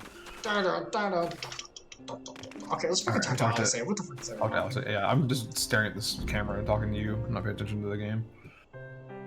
Forgive me. Oh, you're not there yet. Sorry. I am. We're good. I just saw you jumping around your screen. Nah, you're fine. You can start. I mean, we're good. Yeah, we're good. Okay. Forgive me. That was an unseemly display. I mean, it's horrible. No, yeah. Horrible. You're definitely horrible. Oh yeah. It happened before your very eyes, my lady. None there would have behaved any differently. No, Andrea, they fainted! There's bacon? What'd you say? They fainted, oh my god. No, that means I did the accent right. I did perfectly. Yeah, you did it perfectly. You can't tell what he's saying. It's exactly right. Man, what is that? Oh my gosh, that I can't remember now. That one scene, I think it was Expendables 2, or might have been 3. There's that one scene where he's talking to the Asian woman. I can't remember her name now. Sorry. I don't know. Character. But he's talking to her, and like I think it was Mr. Sediment and I were watching it together at his house, and Stallone says something. It literally sounds like he went like he had like a seizure in the middle of the take, and they just left it in the video. Like they're like, that's good enough. It's fine. Like everybody's good. No one's gonna understand it, but no one's gonna care. So let's leave it in. I'm so sorry, Mr. Stallone. You did great work, but my gosh. Oh yeah. No, yeah. Like, yeah. It's so good. His older movies are awesome, like for sure. But like, even some of the stuff he's directed, his stuff is great. The stuff he directed recently is awesome too. But like, I think he's getting to that point where like, how does he give directions? Yeah. Oh yeah. Is it all written? It's all visual. It's all like finger pointing. Wait, he has an interpreter or something. Oh my god. But I have to believe that. I just don't know. You said you're gonna clip that? What? I said I have to believe that. Oh yeah, no, he might on it. I mean, he probably has like an assistant that's really used to him and probably helps a lot. Oh yeah. Like I just can't imagine like him giving that delivery that line and they recorded that and they're like, yeah, this is good enough. Like how? Like literally unintelligible they're not gonna gibberish. get anything better. Like they're like, this is the clearest this line's gonna be. Like I can hear it in what he said, understanding what the script is, good enough. Yeah, I guess. Yeah. I mean, I don't know. But yeah, maybe you should stop. I'm Mr. Rocky, go ahead. But tell me, is it true that Master Thancred languishes in a like state in Alamigo? I'm afraid so. Though, given the circumstances, it would seem best to observe them together. I will send word to Lys that he should be brought here. Take heart, milady. The world is full of scholars and knowledgeable folk of every persuasion. Not me, I'm a dum-dum. Someone out there is bound to know what ails our comrades, and how it may be cured. Thus, we will rouse them, no matter what. Get them all roused up. That we will, Hori. That we will. Such a terrible line. That we will, Hori. Thank you for being here. First things first. Our comrades will have questions. May I ask that you explain the situation to them? I must attend to a private matter. Yeah, give it to me. I'm great at people understanding my explanations. Oh, I will provide exposition. No, please don't. Just stop talking. I love Capricorn. I knew was great words you learned to learn. You know, Jamlu, I was born at a very young age. What? Okay. Oh. I promised I'd visit someone in Limsa Laminza. He's been waiting at Maelstrom Command for a while now. Oh, he? Who is he? You know, you should come along too. I think he'd be glad to see you. I'm not into that, lady. No, we're good. I mean, at least your character is a girl. You're a girl. For me, it's a bit different situation. Oh, you're not gonna warp us this time? They needed a big bear man to come along. Anyway. Don't say bear. Don't say it in that context. I guess I was thinking. They look like bear people. I know that, but you know what I mean. I didn't mean the other way. I didn't actually intend to mean the other way, honestly. Oh, I went the wrong way, and now I'm in the place where Ophelia used to stay. Well, I don't know how long we're doing streaming, guys. I think it was supposed to go on to probably 8:30 because we were a little bit late today, but it's probably gonna be another hour of him just sitting in this room, so it's not gonna be very fun to watch him just sit there. Also, I'm probably gonna mute because I don't want to hear these noises. Alright, I just one more. That's terrible. Get me out of here. Yeah, I'm scared of myself. Please let me leave. Please let me leave myself. Gosh, can you call me out from my body? I want to be detached right now. I'm ashamed. Chris has been called. That is genuinely true, actually. The Lord has called. Lord, forgive me, call me out now, take me. And then where's John trying? Oh, yeah, I go, and I don't need to see any more down here. Did you see his newest video? Not the newest one, the one before that. Which one? What was the what's the topic? The newest one was some weird like presentation thing. I think it's like a big ad. I didn't watch it. But the one before is like alternative, like extreme alternative medicine. Medicines? Like I think I watched that one. Medicine. The medicine one was like 3 weeks ago, right? He released that. 3 or 4. Yes. Okay, I think I did watch that one. It's the one with the guy who throws up the spoilers. It's the one with the guy who throws up the crystals. Nope, I have not seen that one, so I'm gonna have to watch that. Yeah, boy. Man, a lot. Like, I honestly feel like it's not every other video. It's a little more frequent than that, but like most of the videos have been hits for them. Like they are doing so good on writing. He's somewhat hit or miss, but man, he's been getting better with the hits. And when he hits, it's more frequently hit. The pacing's gotten faster too, so I'm surprised how much quality he's been able to put out. It's almost 3 times a year. Yeah. I mean, you say it that with like a tone like I wish it was more, but like honestly, there was a period where he only put out a video every 2 years. So how does he afford things? I assume they actually make enough money off YouTube now. I think he actually generates enough revenue from his ad sponsors and also just YouTube ad revenue. Yes. And the volume he gets views, he must make a ton of money even off. Absolutely. That freaking Flex Seal money's still doing him well. Oh yeah, I bet. I rewatched that first episode recently. I was like, wow, he made the career for this. VR Troopers, like those 2 episodes probably. Oh, yeah. I mean, I don't know if that shirt that Vladimir gave me, is the one that says "That's a lot of damage." I don't know if that was official, like licensed through JonTron, but if he's making like those, I haven't seen anyone else wear that shirt ever, honestly. But I mean, I imagine it probably sold decently enough. I don't know. Ooh, that'd be good. All right, where are we going? To speak with Alice in the Maelstrom Command, which is like upstairs. It's probably easiest to teleport to the aft castle. Oh my gosh, how do I remember these names? Ugh. That's because we actually been here like decently. This is where we live. This is my hometown. Going back to the seaport, man. Your hometown. I love. No. Our hometown was Gridania. We both started in Gridania. Oh yeah, that's true. We started in Gridania. It was a mistake. We should have started in Lemmenza. It's much older. We had to. Other than the market being overcrowded. We had to. That was where our jobs were.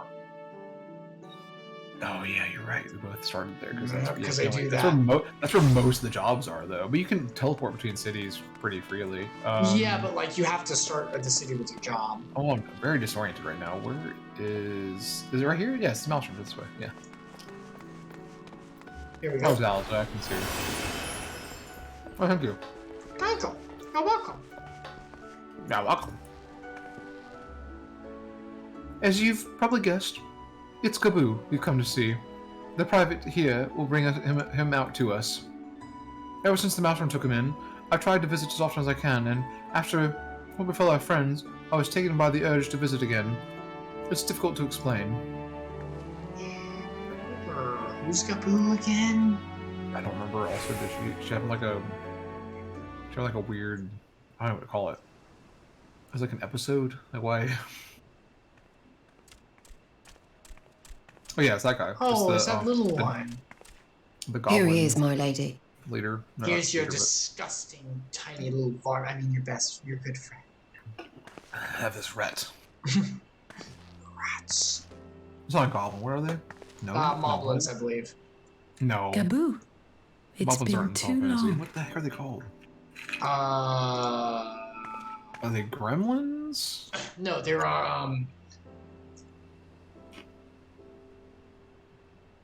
crap. Because goblins are the guys with the big poofy nose and they wear masks.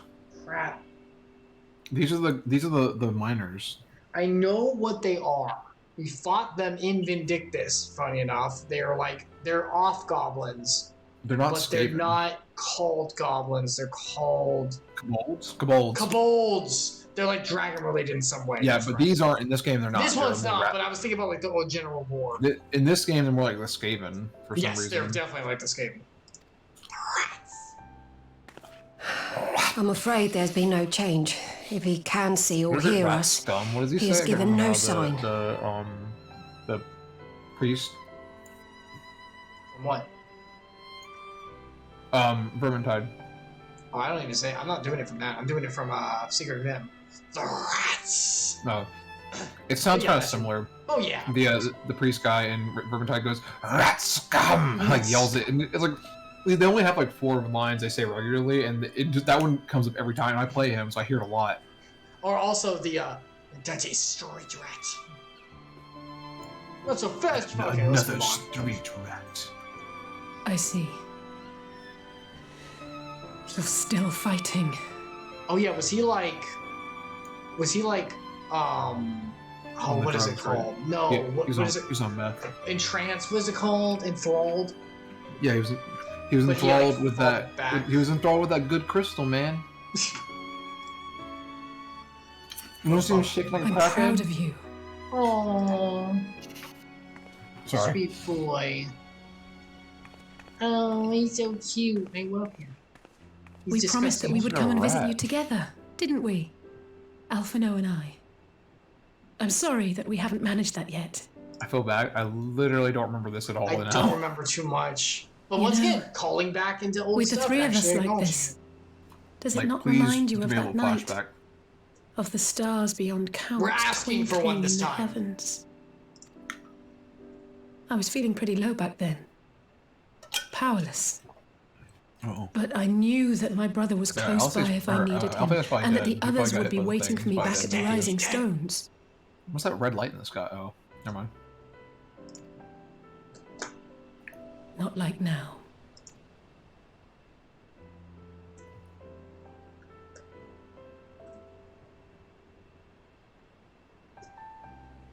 I've seen my share of trouble since coming to Eorzea. Been reminded again and again of my limitations, of how little I can change about this world. And I've come to know the sorrow of parting all too well. They're not struck down. They're just in safety. But to have the people I hold dear struck down before my eyes. But that's like, I think that's a big thing, is like she doesn't know what's going on, and she can't do anything. I cannot and she doesn't know if they're dead, or if they're not dead, or if whatever, and it's like, what am I? It's like watching, it's kind of morbid, it's like watching someone... Survivor's Guild. That, right? Yeah, for sure. And like watching someone get struck by like a terrible disease, and like you're powerless, you don't know what's going on. That too, yeah, Survivor's Guild as well. Which, not being the one in the disease can also be a version of Survivor's Guild. Isn't that, often that's still Survivor's Guild. Oh yeah, for sure. Yeah. It's an indirect form. It should have been me, yeah. Why did they... People still attribute it to the same, it's the same thing, of the same like underlying thought is like, wow, is it them and not me? Or why couldn't it be me so that I could be with them, or whatever kind of thing. Okay, so these are both the same thing. I mean, kind of. I mean, one of them is like, there's more than just us, technically, right? I'm gonna go with the second one just because it's good. You can honestly do the same if you want. It's the same. I highly doubt it's gonna be. I'll do the other one and see if its dialogue is different. It's voice acted, so probably not. Usually when it's voice acted, it's not. No, I don't. You're right. It's pure arrogance to imagine I can solve everything by myself. I'm not disappearing from the world. You'd think I'd have learned that by now. Oh, no, it's different. Thank you. Oh. I don't know what I'd do without you. What does yours say? So mine says, and for that, I am grateful. I don't know what I'd do without you. Okay, all right, great. Yeah, so mine was, the first option was really like, I'm here, I got this, I'm gonna do it. And yours was like, there's all of us. That's more than enough brooding for one day. Nah, not enough brooding. You're not at the Sasuke level, not Sasuke and Riku level yet. You gotta go a little longer. You gotta have that darkness build. Come on. So Sasha's we have friends to say. say. We're watching it. We just got to. Why would you do that to yourself? They're about to enter the tournament portion of the third exam. That's good. Okay, you're in the good part. It's good, still good. Oh yeah. And there's a little bit of filler in this, but it's not too bad. No, it's not too bad. No. She got to see my favorite character finally, so I was like very excited. Dara? No. Oh, of course I know who it is. Yep. Okay. Yeah, Jiraiya. Yeah. So wait. I thought you meant Shikamaru. Yeah, actually, well, I've told her the whole time he's awesome. She's gonna. I mean, other than he's a great character. I have. Some things about his personality I'm not super great about, like feeling about, but he gets more responsible as things go. I can say that. It's not responsibility. It's a different personal thing. Anyway. Okay, interesting. But yeah, like Jiraiya is. Yeah, Jiraiya. Yeah, Jiraiya's my favorite. Yeah, Jiraiya is awesome. Yeah, he is awesome. He's a very good character. So she finally got to see him, but yeah, the whole time we're watching every scene with Sasuke, I'm like, oh my gosh, it's just Riku. Like, I think I recognized it when I watched it because that show was brought to the U.S. around the same time that Kingdom Hearts was very popular. Yeah. So like it was initially popular, right? So like I think I recognized it then, but like just watching it, all I see is this is the same character, the same. It's the same archetype, baby. But as we're seeing now, and we will see as we go forward, Riku is actually changing and had his redemption starting to happen. Yeah. Sasuke takes for freaking ever. Yeah. Yeah. Sasha has no idea about where this is going. Oh god. She's not. I don't think she's gonna like it. I know I hated it, but I mean, she might. It is what it is. Like the rest of the group, the what is it, Team 7? What do they? I can't really call them now. Team 7, yeah. Yeah, like awesome. I love everything else that happens. Like we keep making comments. Yeah, we keep making comments. Right now, where we are with Sakura, she is pointless. She's literally there to be girl angst and like, oh, I love Sasuke. That's it. That's all her role is. It's so annoying. It's awful. I keep telling her it gets a little bit better because she actually turns into a real person. She actually gets some actual character. Her contribution you've seen Into Shippuden, right? You've seen the first arc in Shippuden, right? The first one. I read the manga. I don't remember the Gar arc now. I might have read it and just forgotten it. She does stuff in the Gar arc. It's actually good. I remember the people with the piercings. That arc in Shippuden. Oh shoot, that's much later. I missed a huge chunk, so I might have just missed it. Yeah, you missed it. It was good. It was pretty good. Yeah. But yeah, like. I'm sorry. So, but yeah, brooding everywhere. Yes, brooding everywhere. Oh, that's gonna be fun. Yay, but we're not doing that. We're light. I feel like for me it's gonna be rough because I think I'm past the age where this is like something I can like relate to or find interest in. It's gonna be rough because. Go ahead. I was saying to Sasha that like watching this, I'm like, this is super cringe. I hate it. But I remember being a kid, I was like, this is edgy and kind of cool. Like it's a little mysterious, a little bit like dark and on the edge of like. But now I've definitely passed that phase. I can tell, like looking back retroactively, it's like I had a little like I didn't have like a goth phase. Right? I never would have called myself that. But like I was like, oh, this is something like a darker take on life that I would not have considered. And I was like, this is interesting to watch. Now it's like I don't give a crap about that. Because I don't know, the like disappointment of stuff set in a little bit more probably, and so it's like no, there's no benefit to doing this. Like stop acting like this. Well, you realize that like because nepotism and everything doesn't have any hold on like anything useful. Practicism and like skepticism can be helpful, but nepotism and like nihilistic views don't have any kind of like actual goodness to them. No, there's no benefit. It just leaves and biblically, we know it's wrong too, because it's just like throwing everything to the freaking hell, and it's like that's not the point, like dumbass. Like I guess what I'm saying is like from biblical perspective, definitely I've been warned this, but now I think at my age I've experienced in life to realize that from like even like a secular view is like it's a maturity thing. You have to get to that point and see it, experience it. I mean, not help. I don't mean to take a huge tangent here, but like. That's one of my biggest things I actually really appreciate, and you're gonna I don't know if you'll like the statement. I have no idea, but I strongly believe it. This is why I really think Rick and Morty is so good. It does a great job of showing why nihilism is so bad. Because that's the whole point of the show. It's like nothing matters because everything exists and nothing has any point to it. Yeah, but you still the end of season 5, like, shows that with. But I'm not gonna say anything. But like, it shows like it's good about like got why halfway it's bad. Like it's very good about that. We got halfway through. Haven't finished yet. I only saw once again. I saw clips to watch the. Oh, okay. I was watching it regularly, and then I think midpoint season 5. So like, there's like a 2 or 3 week delay to watch it for free on Adult Swim. Oh yeah. And so I was doing that because we don't have cable, and the episode 6, I think, or if it was 5, I can't remember which one, but one of those was around the time of the wedding. Oh so yeah. Honeymoon. So we forgot to come back and watch them, and so like it just. Are they all available now? Does that work like that, where you can now go? I don't think they do the most recent season until like 2 seasons later is what the pattern they've established with the older seasons. But I mean, season 1, 2, and 3 came out like 3 or 4 years ago, right? Or longer. Yes, a while. Oh yeah, a while now. Yeah. Yeah, I don't know, 100 years, freaking Morty. Yeah, but I mean, I haven't watched any of season. We got up to the Chuds episode. And I think we might have watched the one after that, season 5, but it's been a while. All right. We stopped watching. We stopped watching in like November, basically, or like the wedding like stuff and October or whatever. Yeah. All right. Alice, say what you got. Let's return to the Rising Stones and take it from there. Yep. Let's do that.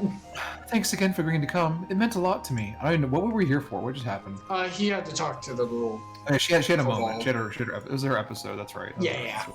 It's gonna set up for later whenever like she has to grow or something. Did someone get their arm cut off? Is that what's happening?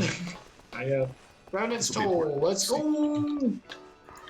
Working for 405 gil. 405. Your stuff getting so expensive. I needed to go. Oh my god! I'm starting to talk about that right now. It is 4:30 where I am. It is 4:30. Oh, you luck! It's 4:50 right now here. And that's not even. It was 4. So it was crazy. It was 4:29, and I was like, this is getting ridiculous. And then it dropped down to 398, I think. Yes, I was like, I remember when it dropped. Oh, yes, good. I've seen that. And then the last week, it's just every day it's gone up like 10 cents. I don't understand what's happening. Like, I mean, I understand what's happening, but like, I was about to say, you want to hear my dad's rant? Oh yeah, I'm sure he's got. I'm sure he's got some good stuff to say. Oh, he does.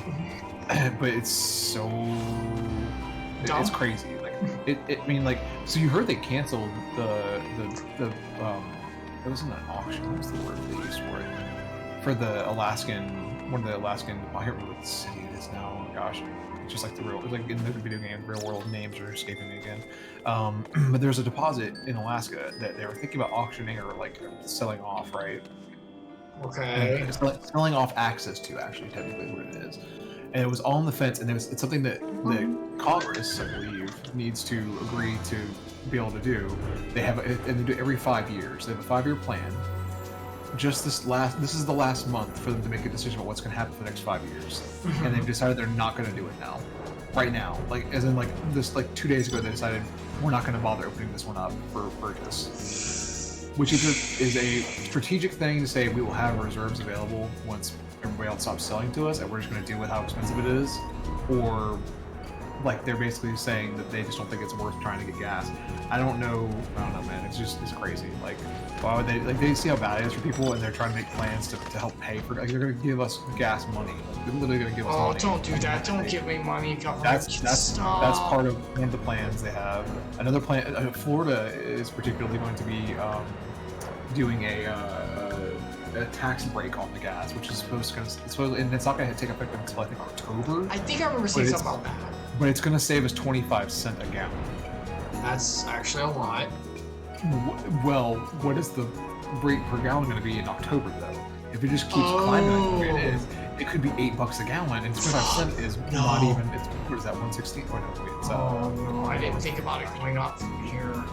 Yeah, so if it stays where it is right now, if we stabilize like $5, that's pretty good. It's like, yeah, that's generous, I guess, technically. But yeah, I mean, it's supposed to be, a fraction of the taxes are a fraction of the cost. So technically, if it keeps up, keeping with 25%, that might be projected on what they think it's going to be at the time. Who knows what they didn't say what dollar amount it was going to be in the reports that I saw about it. So who knows what they were basing that number off of? You're struggling with a songbird? No. I was just like pressing the button for it. Oh, you're over here. Where are we supposed to go? Oh yeah, inside. Yay! Help me get these. Never mind. You want them? Did you want something? I was gonna quote something from Always Sunny, and then I realized it's bad. Very good.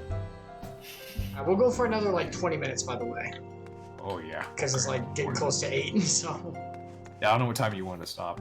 Probably around 8 because I gotta get up tomorrow and I have to eat dinner. Me too. I gotta work tomorrow. Oh yeah, we're going to go to Disney again tomorrow. Tomorrow? I'm so excited. Yeah, we're going to go after work. Oh, after work. I was about to say. We got invited to a preview of the new Guardian of the Galaxy ride. Oh, that's wonderful. I'm very excited to try that out. You're gonna be very tired tomorrow. Oh yeah, I'm like exhausted from doing all. So, for those who don't know, I'm moving. Yes, Epsilion has finally found the house. Yes, I did not just find, I own now. But oh yeah, so it's all done. I do. Yeah. It was like last week. I own it now.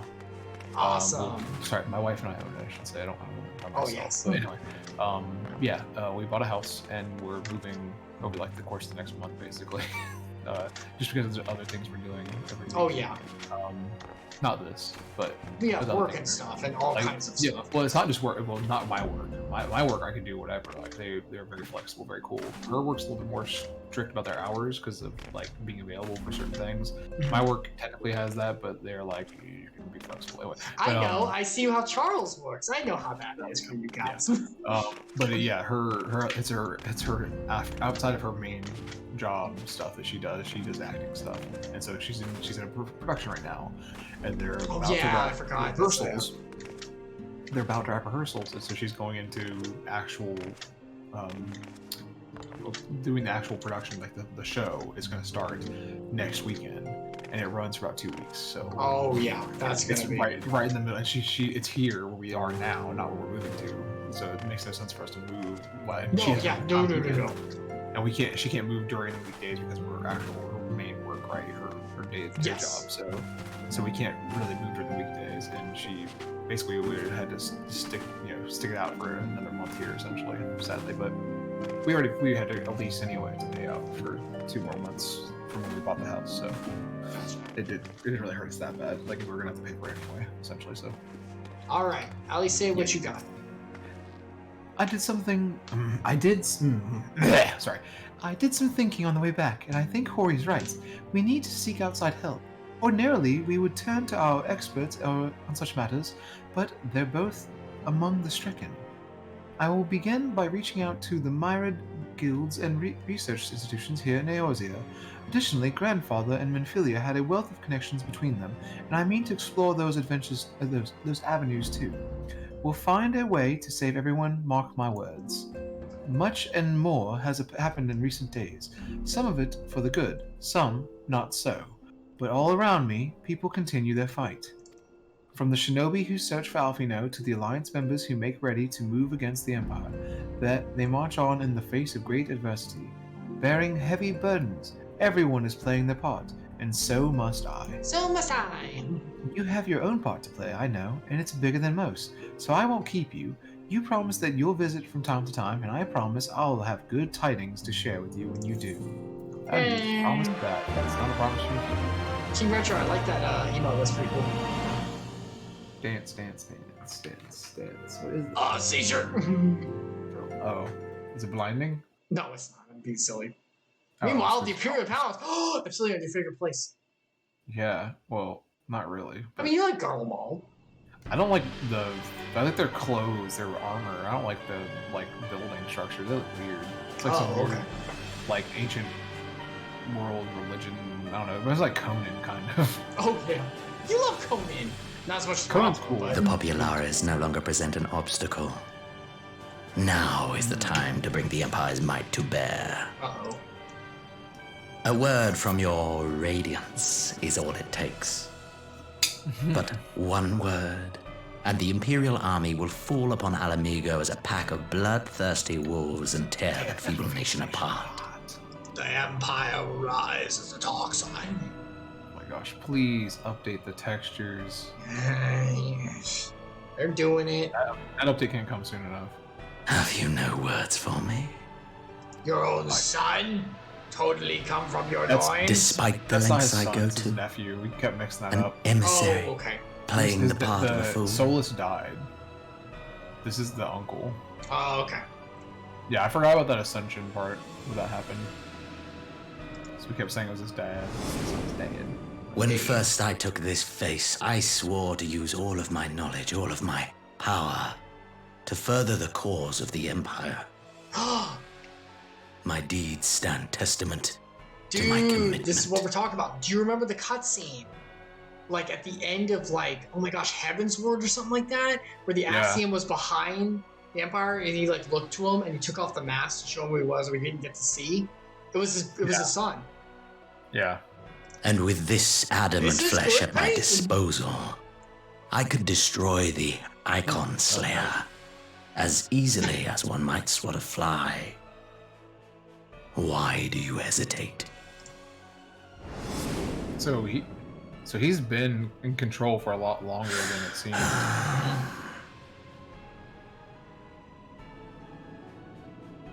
Our enemy is resourceful.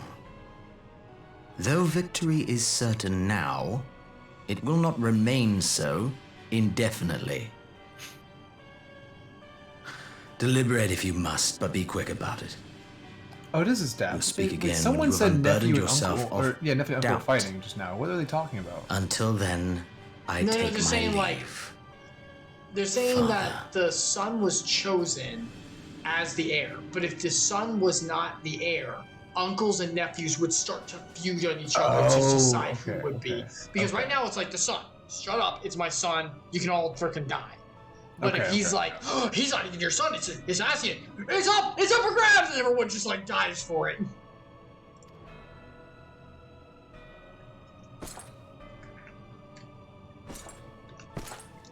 Walking.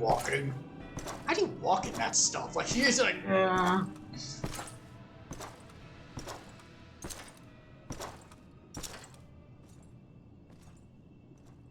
I should be the one to sigh.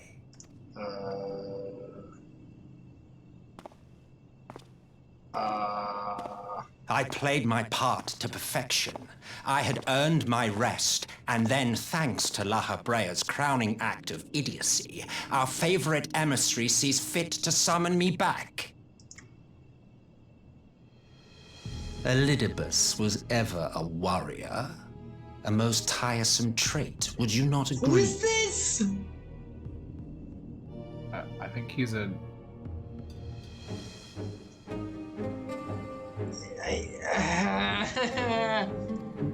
Keep going. You're about to find out who he is. Okay. Alright, that's fine. What? Have you no words for me either? No matter. I've long grown weary of this mummery. Mummery. Now, my dearest grandson, let me remind you of your place in the simplest of terms.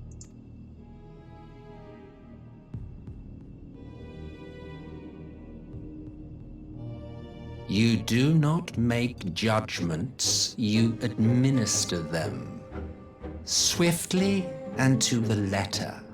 Naught else is your concern. He's a puppet on strings, man. Elidibus may be an insufferable bore, but he is no fool. His choices as emissary seldom err. Crazy. Oh yeah, this is why we're here, man. This is why we're here. In your shot right now, you see. If aught threatens the balance twixt light and dark, it falls to you to remove it. Be it by your own hands or by your armies, you have ample means at your disposal. Do your job. That is why this empire exists, why I built it. Oh dear, have I touched a nerve? You always were an easy one to read. I pity you, I do. As they say, ignorance is bliss. And I know how much happier you would be not knowing the things you know. The founding father was an Ascian, and he created the Empire solely for the purpose of sowing the seeds of chaos. All right, then. Don't take it personally. I merely do my duty. To bring about a calamity requires no small amount of power. Trying to destroy the world here, And Grant. there is no surer way to obtain such power Well, he than did by say he wants to collecting maintain the balance of light and dark, pawns. though. Maybe that's part of that. To that end, I have labored long and hard, and I must say I am quite pleased with my handiwork, paltry though it seems in comparison to Alag.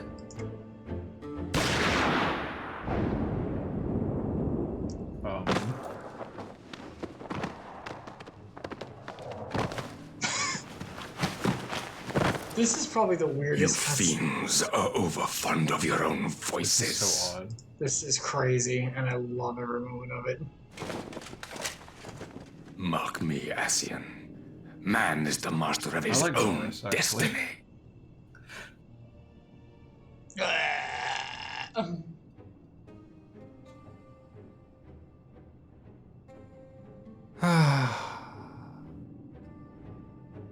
Such a waste of time and energy, both yours and mine. Yeah, he's a true Ascian, so he can't be killed. Not like that, so. He's just like, stop talking. Lest you forget you are Emperor now. If you wish to spout drivel about man's destiny, save it for the masses. It will serve to give them a sense of purpose, and you pliant pieces for the game.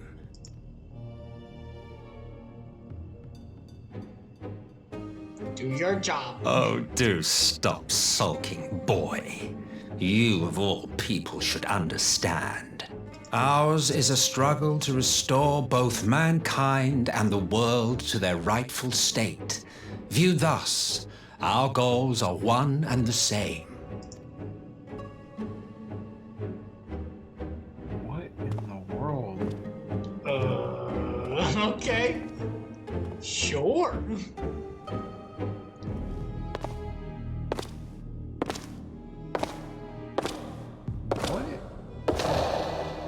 I don't know where this plot is going. Cool. All right. That was a huge twist. Oh It was my very odd. God. I don't know what it means. Like, it's so hard to like discern what that is actually. You how are it's with the gonna impact. resistance camp somewhere in the Empire. Hey, It's all right. it's our little buddy. It's our boy. He's not dead. Or maybe he's about to have a headache now. Yeah, I was about to say we got that part. Wow, you think that Alfino got spared from the headache? I don't think that makes sense. They forgot about him. Wait, this isn't voice acted? What? What? Really? What in the world? My heavens! That's a lot of death! That's all nuts! Sorry. That's a lot of damage! It's not that much damage. It's a... We've seen much more. Did they all get spirited away too? Yeah, are they dead? Are they unconscious? What? Oh, wait, no. Dead. Oh. All dead. Yet I see no wounds, no evidence of battle. It's a great poison! Don't breathe the air! Slams his face into the ground. Oh, so he shoved his hand into his face. Each one smells like farts.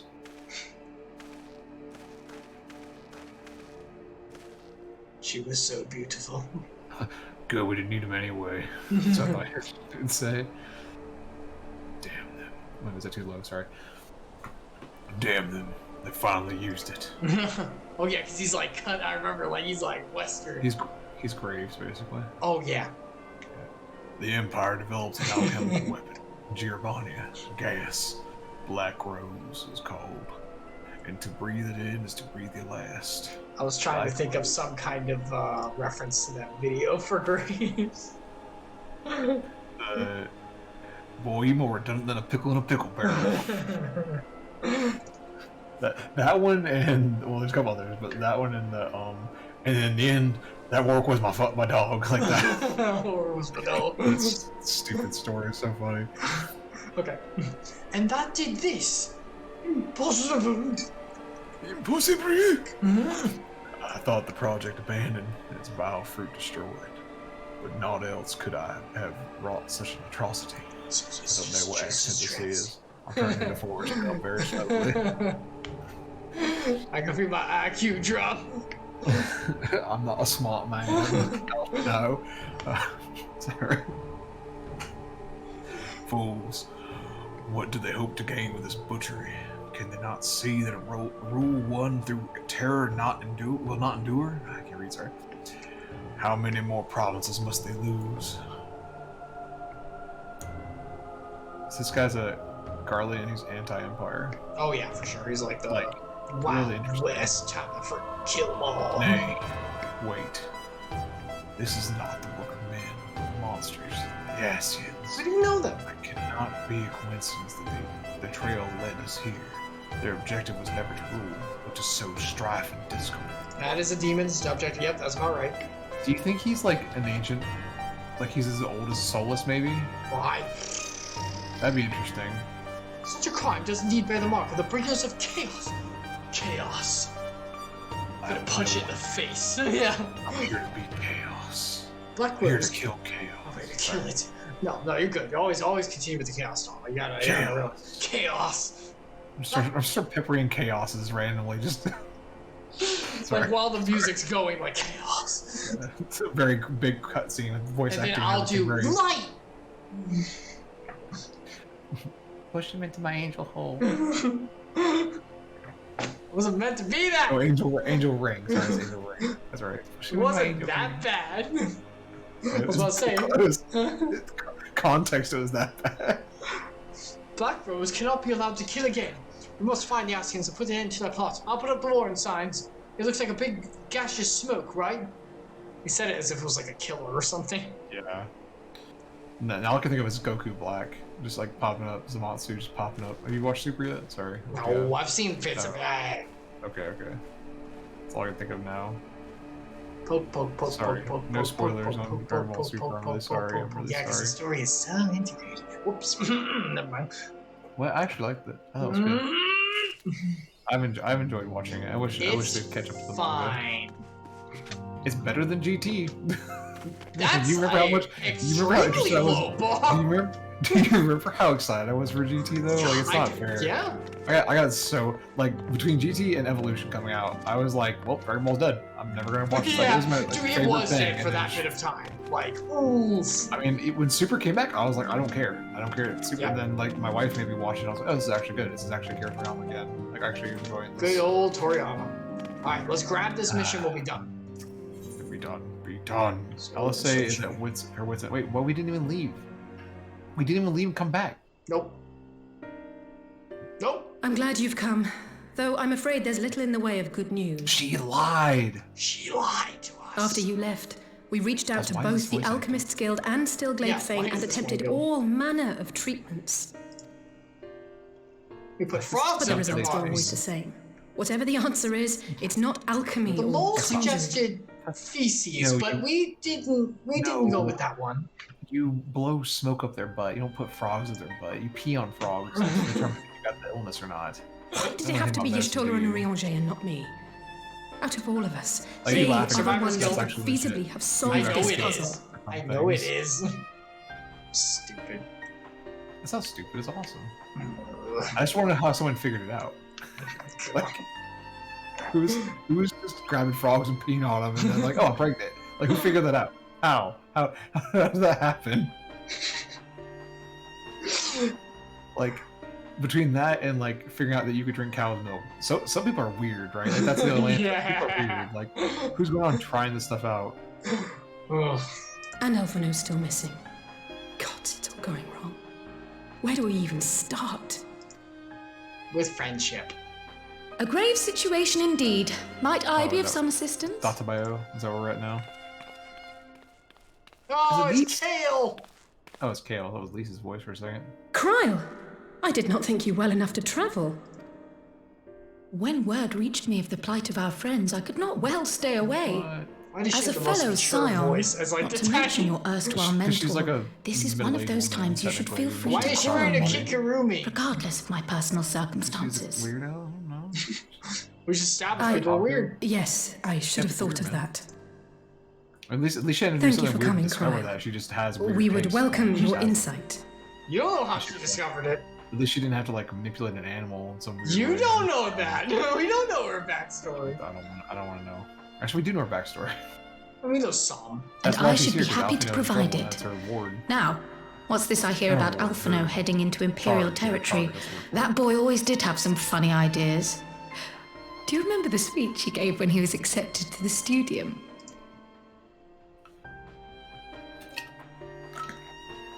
My life's goal is naught less than the salvation of this star.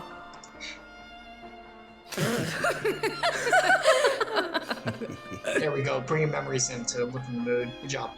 That particular grand pronouncement has been a source of great embarrassment to him, as you know. But the fact of the matter is, he meant every word and has lived his life accordingly. Yeah. Yes, he remains altruistic to a fault. Yes, he but does. I'm worried he was too fixated on his goals to see the dangers, as has happened before. Ah, yes. Idiocy. You needn't be so I know concerned. it. I Though know his it. values remain the same, Alphino is not the blinkered boy he once was. That's true. He Slowly knows how but to carry- he surely knows his how to eyes get have been firework. opened. Man, Thanks to a I don't certain know. someone. He's grown.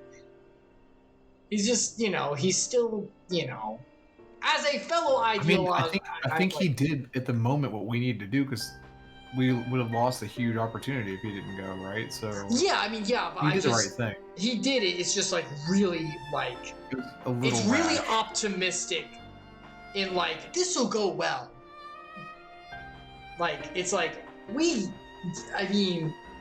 this is He wasn't really. He wasn't being pragmatic about it. Yep. He was just like, Oh we don't look, want to the miss other this side of opportunity. idealism. Right? Yeah.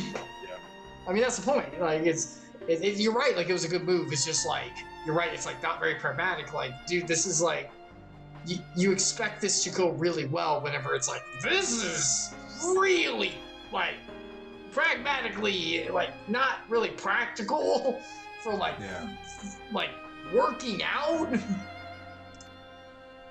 The outcome is A certain someone whom he'd be mortified to learn or had is heard not about his likely to little be good even. speech. Mum's the word, eh? But it was an opportunity that couldn't be passed up. Joke's on you, I don't lie. So that's Right, coming I'd better out have a for- look at our patients. They're in the infirmary, I assume. I'll need absolute quiet, so it would be best if I did this alone. If you'll excuse me. Man. Oh, he actually ran. Oh, there we go. There's the flopping. There's the weird waddle walk. Come here. The penguins. Yeah, you joke.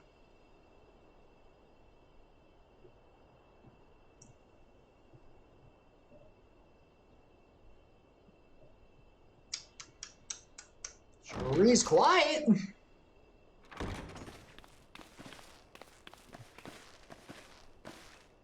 All They're three are dead. in fine physical health. At a glance, ahead of I you. would say they were merely sound I just asleep. thought of something. Hold on, let me catch up. Except Yeah, for I the thought we fact could that I catch up. couldn't sense Sorry, the make this joke slightest and trace take of this them out. in their bodies. It's as if their souls have taken leave of their physical forms. Right, we know that, right? Okay. I didn't think it was going to be as long of a cutscene. I know. Ah, yes. The Elder Seed Seer made a similar observation. Okay, are you on the Elder Seed Seer part?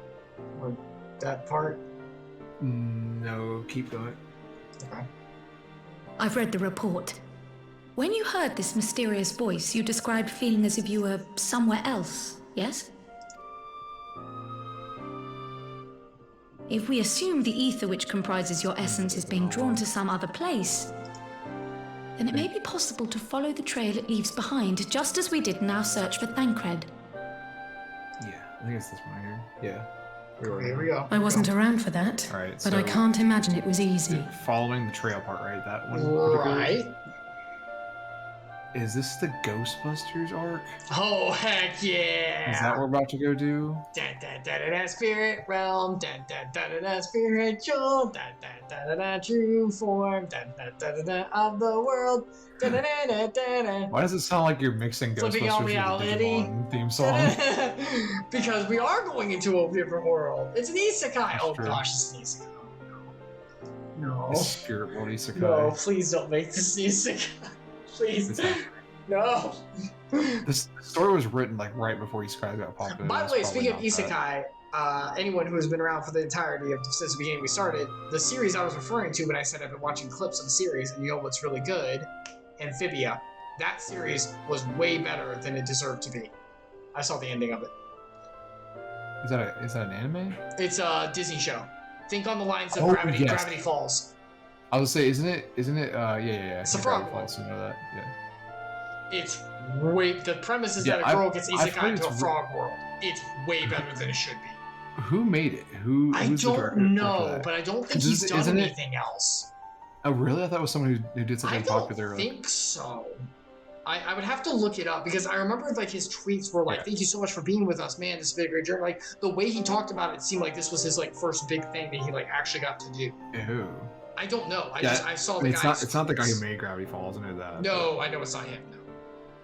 No. But that was a good series. That was a good freaking series. I only saw the clips through it, like, but I'm able to like piece together the timeline through the clips, kind of thing, and it's like this is good. I don't have a way of watching it because I don't have like Disney Plus or something. So. Because heck no, for another subscription, I am freaking poor until I get that Disney license. Plus? I would imagine it was. I have to check.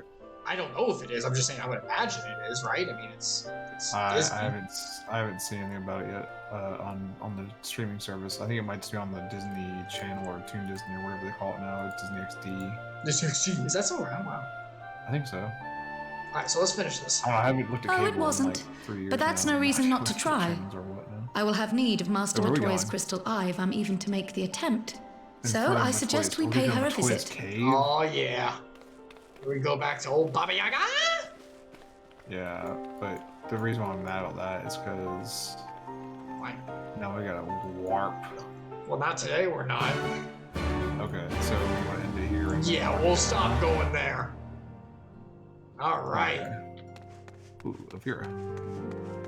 Exit to Ravenous Toll, please. 2 Veras. 2 Veras? Oh, wait, hold on, buddy girls. Hold on. Listen. Oh man, get out of here, Chocobo. Get out of here, Mr. Chocobo. You're in front of the pretty bunny girls. We don't need you They here. kind of stay on top of each other though. I mean, Are you outside? Are you outside? It's loading. Okay. Apparently, my internet is not as fast as it should be. That's or not internet. Or it's the computer. It's the computer? That's Okay, your computer, yeah. Alright, Yeah, the loading screen has nothing to do with the Gosh speed, dang right? it. It'll be time to upgrade soon. It's very little to your screen, right? It's mostly your computer. It's probably your CPU. Probably CPU. Well, it's just old. It You could know be how your old hard this drive too is. if you have that. If you have it all on an old S. Aw, yeah. Hard drive. She's got the same outfit I basically do. The red one or the black one? The red one. Oh yeah. She's got like kind of similar top. Looks like Lisa's outfit a little bit. Oh, it's a little different actually, yeah. It's actually a little different. Lisa's outfit with less clothes. I approve. This little guy. Oh. It's a night dude. You stand on him, watch. Now I don't have him on mine. Because he's an NPC. So he, oh, he moved away. Oh, whatever. He's not on mine anyway. Yeah. Because he's different. Yeah, I see him here. Yeah, it's like walking in a different space. So he's where? Oh, you're almost here. Anyway, you have to get by me first. Rawr. Okay. I'm a little delayed. Oh, I see. He's walking away. Yeah. I'm not gonna deal with. Oh, he talks. We know that. These little putts. All right. Rude. Well, he said like you have to get through me to get to this Aether, right? It's like I can use it whenever I want. Get out of here. All right. I think fun. that will be it for today. Good story Wait, progress. no, don't leave. Right. Check the name. Check the name I left. I started delaying my drop off just so I can be sure to get it for you. I forget to check every time. It's a shame that you can't just like log into the app or something with your phone and see it. Maybe you can. You probably can, but I'm not downloading that thing. All right. Well, Epsilion, thank you so much for stopping by. We'll see about getting together for the next section. I know that with stuff coming up, you might be kind of busy, so no trouble on that. We'll do it whenever you can. I was gonna say, I think our next, if we go by the schedule, it's gonna be, I think that's Memorial Day weekend, right? Is it? Let me check. Let's see, the 15th to... It's right before... Yes, it's right before Memorial Day, which means right before the Kingdom Hearts Chronicles starts back up. But it's not the day. Oh, you're starting it? Yeah, sorry, I put it on Twitter. It is starting on Memorial Day. I'm doing 350 over 2 days on Memorial Day itself at 7:30 p.m. Eastern Time. Wait, what? You're going to do it all on Memorial Day? No, just 350 over... Oh, yes, it's a movie. It's a movie. It's just a movie. You should do it over Memorial Day and the day after. 2 days, right? That's the name of it. You suck. Sorry. All right, yeah. No, it's just one movie, so it's like 3 hours, so we'll just knock it out in one. And then, so that'll be Memorial Day. And then Thursday will be like at 8 o'clock p.m. Eastern Time will be the... Thursday, the 2nd of June. Yeah. Will be the going through everything. So it'll be the PowerPoint. It'll be everything up to this point. Everything. So it's on its own day because it's gonna take a while. So I was like, nope, we're gonna do it the day before we start. I'm not doing it on the same one. You have a lot of content. Trust me, I made that PowerPoint. Oh my gosh, it's like 165 panels or something. Yep, it's very long, but it's all the way since the beginning of the Deep War. It's so cool that Squaresoft is paying you for this, right? It's a labor of love. Also, Nomura is personally I check for you. Freaking Nomura! Right? Oh my gosh, it's gonna get worse. Thanks, kid, it's gonna get worse. We're not to the worst parts yet. So, yeah, I did see the trailer for 4, so I know we're nowhere close to the worst parts yet. Because I'm gonna probably I need to play 3. Obviously, I'm gonna lose. You have to. 3. Oh no! I'm so mad. Anyway, so 2 will be then, and then we will start Kingdom Hearts 2. I mean, the recap will be on the 2nd. On the 3rd at around 5 o'clock p.m. Eastern Time or something like that. Something like that. We will start Kingdom Hearts 2 on Thursday the 2nd. No, Friday the 3rd. We Friday will start, okay. And then every Friday will be Kingdom Hearts Chronicle with a couple exceptions. The wedding week being one, and my week out at the beach I visit with my family being the other. There'll be 2 weeks where we don't do it. But other than that, every single week throughout the entire summer. So while someone's summer vacation may be ending, ours will be just starting. As another one ends. Your workload will be starting until your summer starting. I mean, the summer workload kind of thing. Because, summer vacation for the kids. Whatever. Anyway. Sounds like this is better pacing for you, though. It's definitely better for me. This is the best way to do it. Not the 1 week burst. The 1 week burst is fine, but 2 is too long. I can't. It's like double as long as Kingdom Hearts 1, or not double, but like 1.5 as long. It's longer enough that I can't. I know how long it is.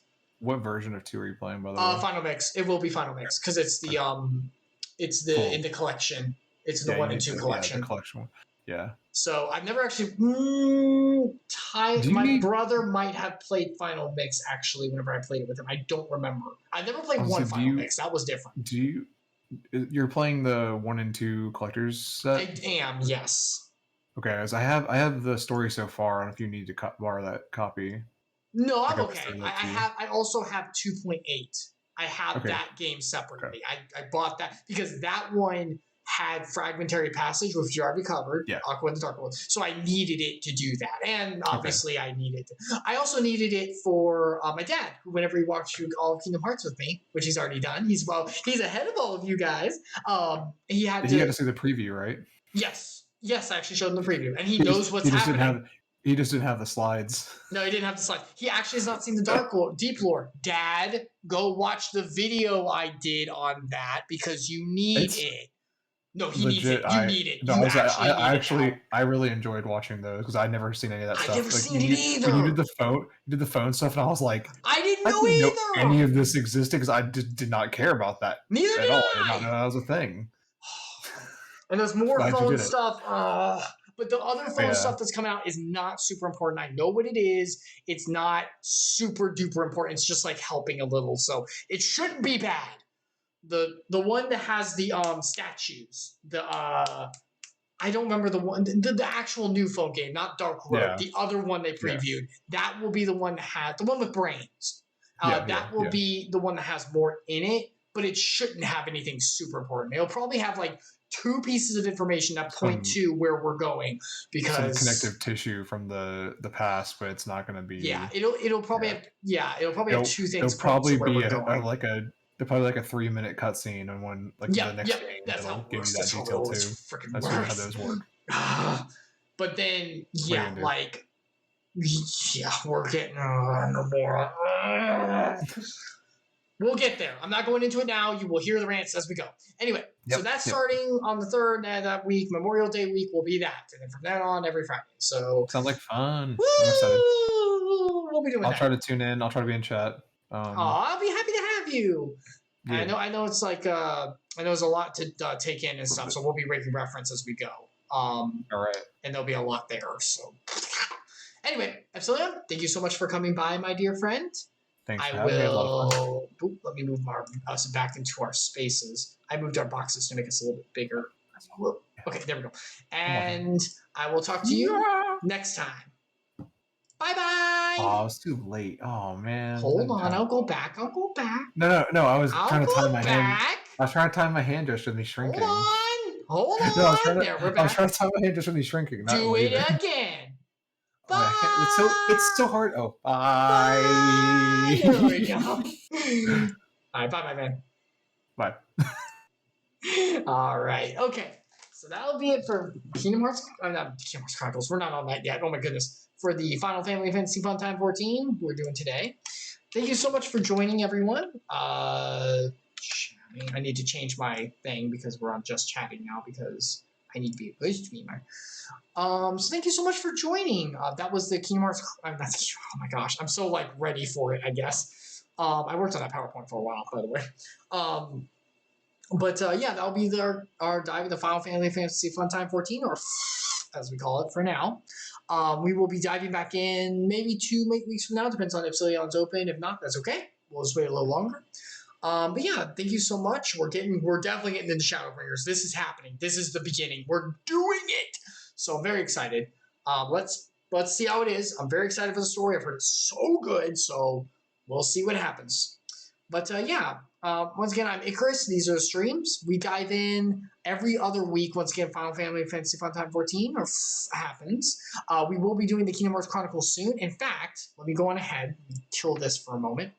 And let me go on ahead and pull it up. It's on my, you can check my Twitter, Icarus_redeemed. But let me go on ahead and get it up. I can show everyone. Where is that schedule? I made it. Where is it? Hold on. Let me get this up. There it is. Boop. So, let's go ahead and boop. Got full screen. And then this is the schedule. So we have the Kingdom Hearts Chronicles on Memorial Day, May 30th, 7:30 p.m. Eastern Time. This will be 350 over 2 days, which is actually more important than you may think it is. Kind of like an in-between story about someone who is important later, but I can't quite remember the name. Anyway, so we'll be doing that. It's about 3 hours. It's just kind of a movie, and we'll watch it together, talk about it. And then Kingdom Hearts Chronicle Recap will be done at 8 o'clock p.m. Eastern Time on June 2nd. This will take probably around 2 hours or so we'll do that. Maybe I have to go to work the next day, but not super early, so maybe we'll jump into Elden Ring after. It depends on how it goes. And then, beginning on June 3rd, we will start the Kingdom Hearts Chronicles for Kingdom Hearts 2. They'll extending throughout the summer, June and July. Every Friday, with some exceptions. Once again, there's one on the June 21st week, as well as the July 15th week, I think it is, where I'm going to be out of town for both, so I can't do it then, but every other one at around 4:30 to 5:30 p.m. Eastern Time. The reason I put such a big break is like section is I don't know when we'll start exactly. It depends on work. It depends on how things go. I don't have work on Fridays during the summer outside of this day. I will June 3rd, but I'll be back in time. I know what I'm doing. But every other Friday, I don't have work on Fridays in the summer because of how it works. So I should be available pretty early, but I don't want to make a big like promise that's going to start super early in case something comes up. So I try to make it with a little bit of leeway. But yeah, so that's what we'll be doing for that. And I'm very excited. I've worked really hard on the PowerPoint I'll be showing about all the lore up to this point. And I'm excited to play through Kingdom Hearts 2. It's been a while. It's a very good game, even though it has some of the mechanics, not the mechanics themselves, but like the way that mechanics are implemented that I really don't like. And you'll hear me talk about it. But it is still a very good game. I'm very excited for it. So yeah, if you're going to leave now, may God bless you. Feel free to come by anytime. I usually stream Elden Ring as well because we're going through it with our wanderings. And that's just whenever I feel like it. I don't really have a schedule, but feel free. But if you're going to stick around a little longer, I am a believer in God's word, and I like to share a little bit of his word after every one of our scheduled dives, at least for like Final Fantasy 14. I can't do all the F's right now. So as we've been going through the Bible, we've been going through the chapters of Genesis. We've been going through all through the beginning. Excuse me. All through the beginning, through Adam and Eve, through Noah, all the way to Israel, which is Jacob in the line of Abraham. So Abraham was a man that God called, promising to make a great nation of Israel that would serve him and be able to be close to God unlike any other nation with incredible blessings and promises. And Abraham had his son, Isaac, who had his son, Jacob. And Jacob had many, many, many sons, had 12 of them. Jacob loved two of the sons more than the others, Benjamin and Joseph, because they were from his technically second wife, but the wife he wanted to marry in the first place, Rachel, who he got duped out of. We've been through that whole story before. But what happened was, because Joseph, one of the two sons he loved so much, Benjamin's super young, but because Joseph's a little older, he had dreams. He had a gift of dreams that was given to him by the Lord, and he had dreams that his whole family would bow to him one day. And his brothers didn't like that because they were all older than him. They're like, how dare you? You are like you already played as a favorite. You already got the coat of many colors, which a lot of people know about. And now you're saying that we're going to be better than us. No, we're done with this. So out of a fit of bitterness, as Joseph was checking up on them out in the wilderness one day, they pushed him into a hole and then sold him off into slavery in Egypt. So yeah, brotherly love. But the reason Joseph is actually one of my favorite biblical people of history for service to God. One of the others being Daniel, actually, that I just got into for my own studies, personal studies, going through like the Bible in order, because I do that too for myself. Because Joseph shows incredible faith and patience and God's timing on blessings and gifts in this world. A lot of the times whenever an individual chooses to follow the Lord, they expect maybe riches or positive like benefits right at that time, but that's not always how it works. Sometimes the Lord gifts and benefits on his time, not ours. It can be really hard to wait. I know for my own sake as well. I've waited on a lot of stuff, and sometimes it's hard, like my license, romance, things like that. But all in the Lord's time, not ours, because if we go outside of his time, it won't be in the right way. And it'll meet our immediate like wishes, but not the long term that actually matter. And Joseph does such a good job of that. Whenever he got sold into slavery, he got put under Potiphar's house, which was the Pharaoh's big guard person. And he, instead of like cursing the fate that befallen him that he didn't deserve, or brooding, as we talked about before, giving into nihilism, instead he trusted in the Lord, his God, and he held off and waited. He was patient and exemplified the virtues of the Lord, as was talked about in his father's teachings, who knew God personally. And so he kept following what was right. He did what was good in the world, in the house where he lived. He didn't steal. He didn't like commit any kind of terrible felonies. He did what was asked of him as a servant. And because of his goodness and his faith, and because of the Lord's promise to him, not because of Joseph, but because of the Lord's promise to him, he was blessed immeasurably. And he became second in command in that household, only under Potiphar himself as well as technically his wife. But she didn't really command a lot of stuff. She could if she wanted to. Speaking of his wife, Potiphar's wife was a bit of a not great, chaste person. She saw Joseph as a young and handsome man and was like, oh, I got to get me some of that. So she basically tempted him. And she did that day after day after day. And even though she was probably really beautiful and it was really enticing, and she said, look, he'll never find out. I'm asking you specifically, so you don't have to worry about that. He knew that the right thing to do was to say no by the Lord's teaching. And he said, no, I am not doing that. He escaped every single time. As the Bible talks about, he ran from temptation, which is the proper way of dealing with it. And even whenever she literally lays hands on him, he yoinked out of his shirt and literally ran out the door. That's how much he was committed to not giving in. So by going by the Lord's virtues and holding to what was right whenever the other woman of the household was not, he gets rewarded, right? Well, yeah, he gets rewarded with the consequence of getting thrown in jail by a false accusation again. Potiphar's wife falsely accused him of being like, see, this is his shirt. He tried to force me. And he's like, throw him in the dungeon. How dare you? And so for doing the right thing, Joseph got the reward of being thrown in jail. But once again, instead of cursing his fate, instead of throwing a tantrum, instead of giving in nihilism, he trusted in the Lord and did his best in the prison to be the best prisoner and to be honorable and kind and to provide whatever he could. And because he presented himself in a righteous way, the Lord blessed him once again. Well, once again, because of the Lord's will on him and the Lord's mercy, not because of anything Joseph did, but by Joseph's faith as well being honored, he was blessed in the jail a lot. And once again, became second in command, right underneath the jailer himself, like the big warden. He became second in command as a prisoner. He could not leave, but he was able to take care of all the other prisoners and have the keys and everything, which is insane.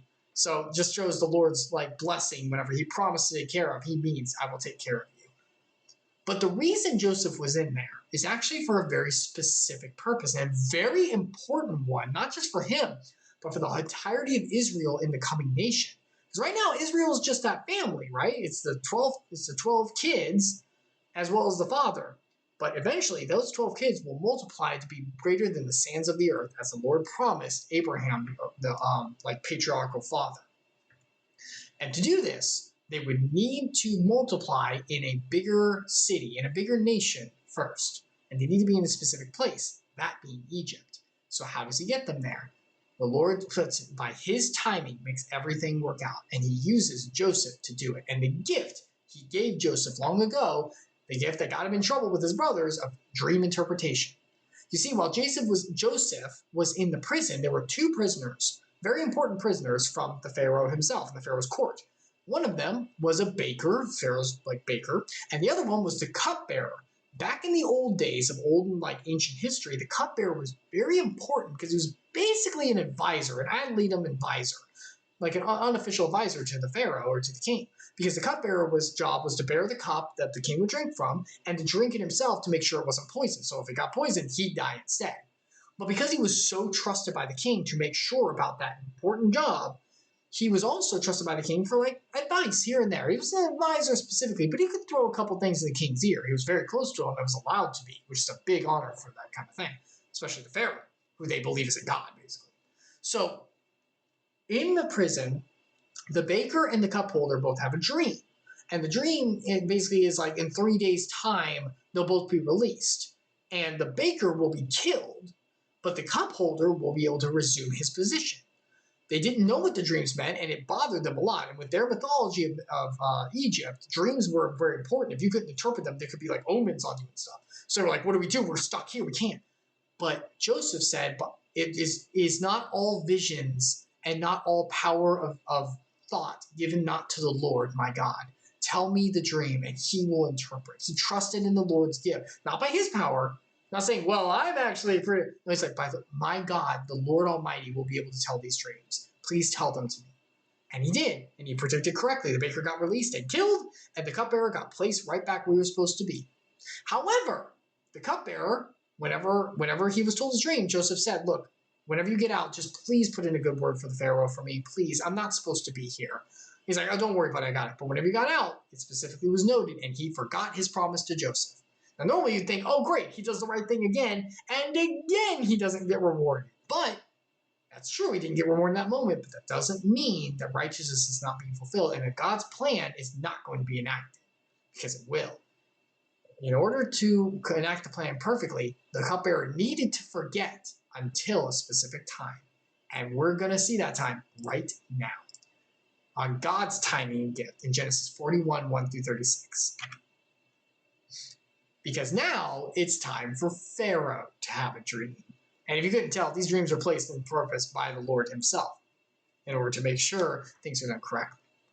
After 2 whole years, 2 years after the cupbearer is released and put back where he's supposed to be and didn't tell, oh yeah, about Joseph, yeah, you should probably let him go. 2 years Joseph had to wait in the jail still for 2 more years, and he was patient and did so.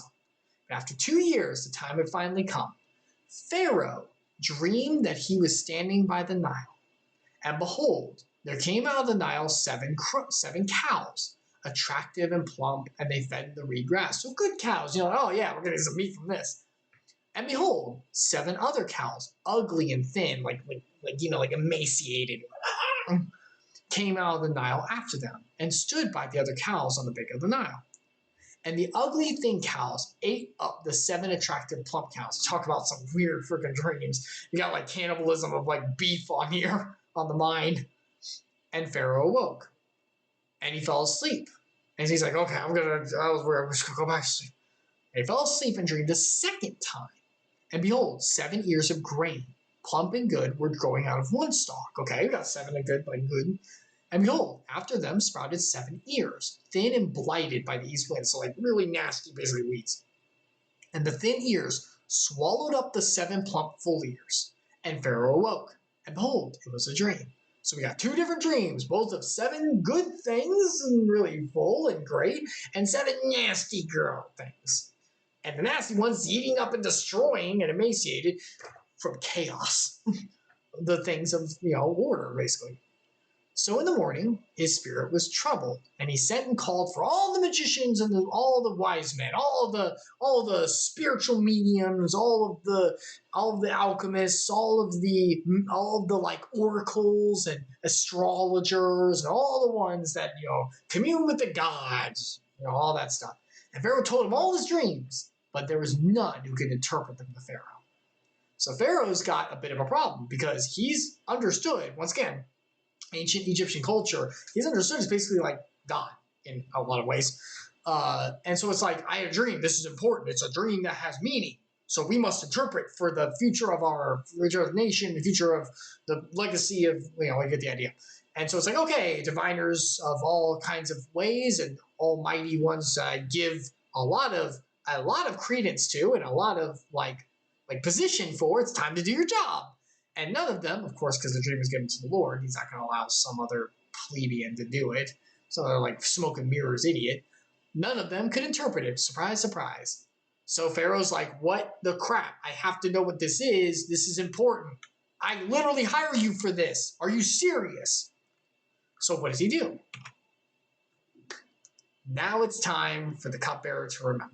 And this is done all in the Lord's will and by his time, not by what Joseph may have wanted. And this is why it's important. If the cupbearer would have remembered before, it could have been that Joseph may have got sent away, or something could have happened to him, or maybe like a coup could have been made against Joseph. Because remember, everywhere Joseph's been, he's risen in the rank, right? Because he's been amazing. Because the Lord's blessing on him. If he rose in the rank in the Pharaoh's place, he could have been killed because of jealousy or something. But the point was, now was the time for the cupbearer to remember. Then the chief cupbearer said to Pharaoh, "Oh, that's right! I remember my offenses today. Oh, that I remembered whenever you threw me in prison, where the Pharaoh was angry with his servants, and he put me and the chief baker in custody in the house of the captain of the guard. Yes, I remember that. We dreamed on the same night, he and I, each having a dream of its own interpretation." Okay, so you also had a dream, so what does that matter? Sire, a young Hebrew was there with us, a servant of the captain of the guard. When we told him, he interpreted our dreams to us, giving us an interpretation to each one according to his dream. And as he interpreted to us, so it came about. I was restored to my office, and the baker was hanged. By the way, dude, not cool. But seriously, like, it came out exactly how it was supposed to. Pharaoh's probably like, you're just remembering this now? And he's like, yeah, I kind of got to tell Joseph, sorry. Oops. But, once again, we know by the Lord's time. So, Pharaoh sent and called for Joseph. He's like, all right, well, let's get this boy in here. If he can do it, I don't care if he's a hero. I don't care what he is. We need this interpreted now. This is important. And they quickly brought him out of the pit. Oh, I like that they say the pit. I like that they say the pit here, because if you remember, his brothers threw him into the pit. So it's as if he's been in the pit for all those years since his brother threw him in. I'm sure that this has like a Hebrew word that means the same thing, because the Bible's all strewn with like symbolism and like parallels and stuff. So I'm sure that has something, but I didn't study on that specifically, so we'll just keep going. So when he had shaved himself, James goes, he got all nice and ready. He came before the Pharaoh. So now Joseph, going from thrown into slavery, put into someone's house, thrown back into prison, staying in prison for so long, now stands before the ruler of this nation. And it's very important that he is here, because this is the connection that Israel's going to need for the future about the big stuff that comes later.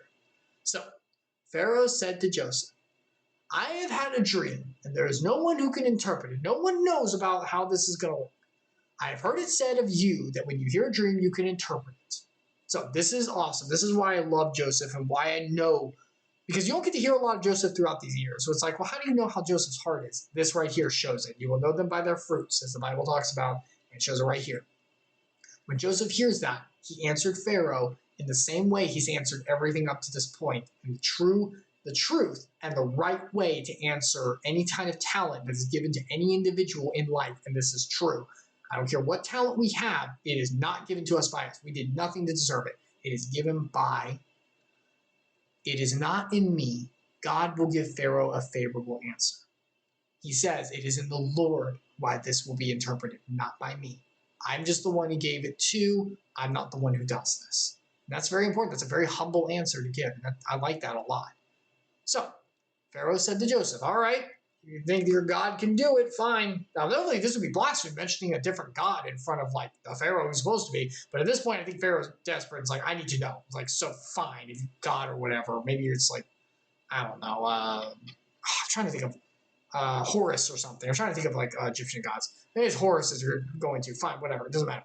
Okay, so here's the dream. Behold, in my dream, I was standing by the banks of the Nile. 7 cows, plump and attractive, came up out of the Nile and fed in the reed grass. Some other cows came up after them, poor and very ugly and thin, such as I have never seen in the land of Egypt. They were gnarly, they were awful. And the thin, ugly cows ate up the first 7 plump ones. But when they had eaten them, no one would have known that they'd eaten them, for they were still as ugly as the beginning. Then I awoke. So he's basically saying, like, the ugly ones came up, devoured them, but they didn't get, like, better. They didn't get fatter. They didn't get, like, more, like, healthier or anything. They just were disgusting still. Like, it was as if, like, the other cows weren't even there. It was gross. It was like some nasty, like, snake, just like, ugh. Then I woke. Then I had another dream. I also saw in my dream 7 ears growing on one stalk, full and good. 7 ears withered, thin, and blighted by the east wind. Ears means ears of corn, by the way. Enunciate so. Sprouted after them. And the thin ears swallowed up the 7 good ears. And I told it to the magicians, but there was none who could explain it to me. These dolts can't do their job. And they're going to die for it. I'm serious. I bet they did. So he's like, here are the dreams. They're both kind of similar, but I don't know what they mean. You better know what it is, Joseph. Your God better deliver. And deliver he did. Then Joseph said to Pharaoh, the dreams of the Pharaoh are one. They're the same dream. They're just 2 different skins for the same meaning. God gave it to you twice. I like what he says. God has revealed to Pharaoh. It's not about, like, you see, you have dreamed, the reveal. It's like, it's not because of something. It's like God revealed to you. It was my Lord who did this. Once again, full faith on the plan of God being revealed right here. God has revealed to Pharaoh what he is about to do. The 7 good cows are 7 years. 7 good ears are 7 years. The dreams are one. They're the same thing, so they both mean the same thing. The 7 lean cows and the 7 lean and ugly cows that came up after them are 7 years. 7 empty ears blighted by the east wind are also 7 years of famine. it is as I told Pharaoh. God has shown Pharaoh what he's about to do. He's like, okay, famine, there will come 7 years of great plenty through all the land of Egypt. You're gonna have grapes bursting off the vine. You're gonna have water that's the freshest you've ever seen. This is gonna be a really good 7 years, man. You got like a while of good fortune coming your way. But after that, there will rise 7 years of famine, destitution, like scrounging to get anything to grow. We're talking sandstorms. We're talking. You ever seen Dune? Hasn't been made yet. You get the idea. And all the plenty will be forgotten in the land of Egypt. Just like when the cow ate the bigger one, and it was like the other one wasn't even there. It's like it's going to be so bad, you're not going to see any of the goodness that came before it. Like it's going to be a 180. The famine will consume the land, and the plenty will be unknown in the land by reason of a famine that will follow it, for it will be very severe. You won't even know this place used to be thriving. It's going to be a ghost town. You're going to have absolute destruction when it comes to like weather and like plentitude of agriculture. It's going to be decimated. You're going to get nothing. And the doubling of Pharaoh's dreams means that the thing is fixed by God. The reason it was shown twice is because it's fixed by God. God will shortly bring it about. It means this is coming very soon.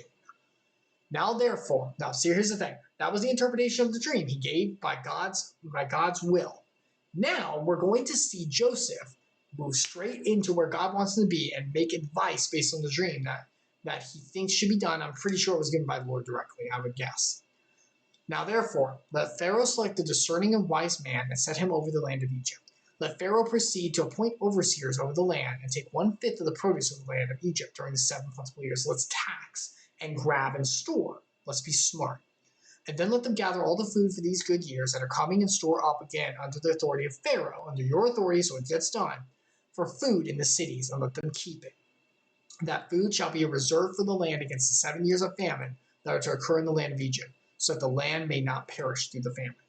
So Joseph takes the extra mile, what God, I'm sure, told him to do, and said, advise Pharaoh now to do this. And the reason this is important is because Joseph is presenting the interpretation and the answer right to Pharaoh right there.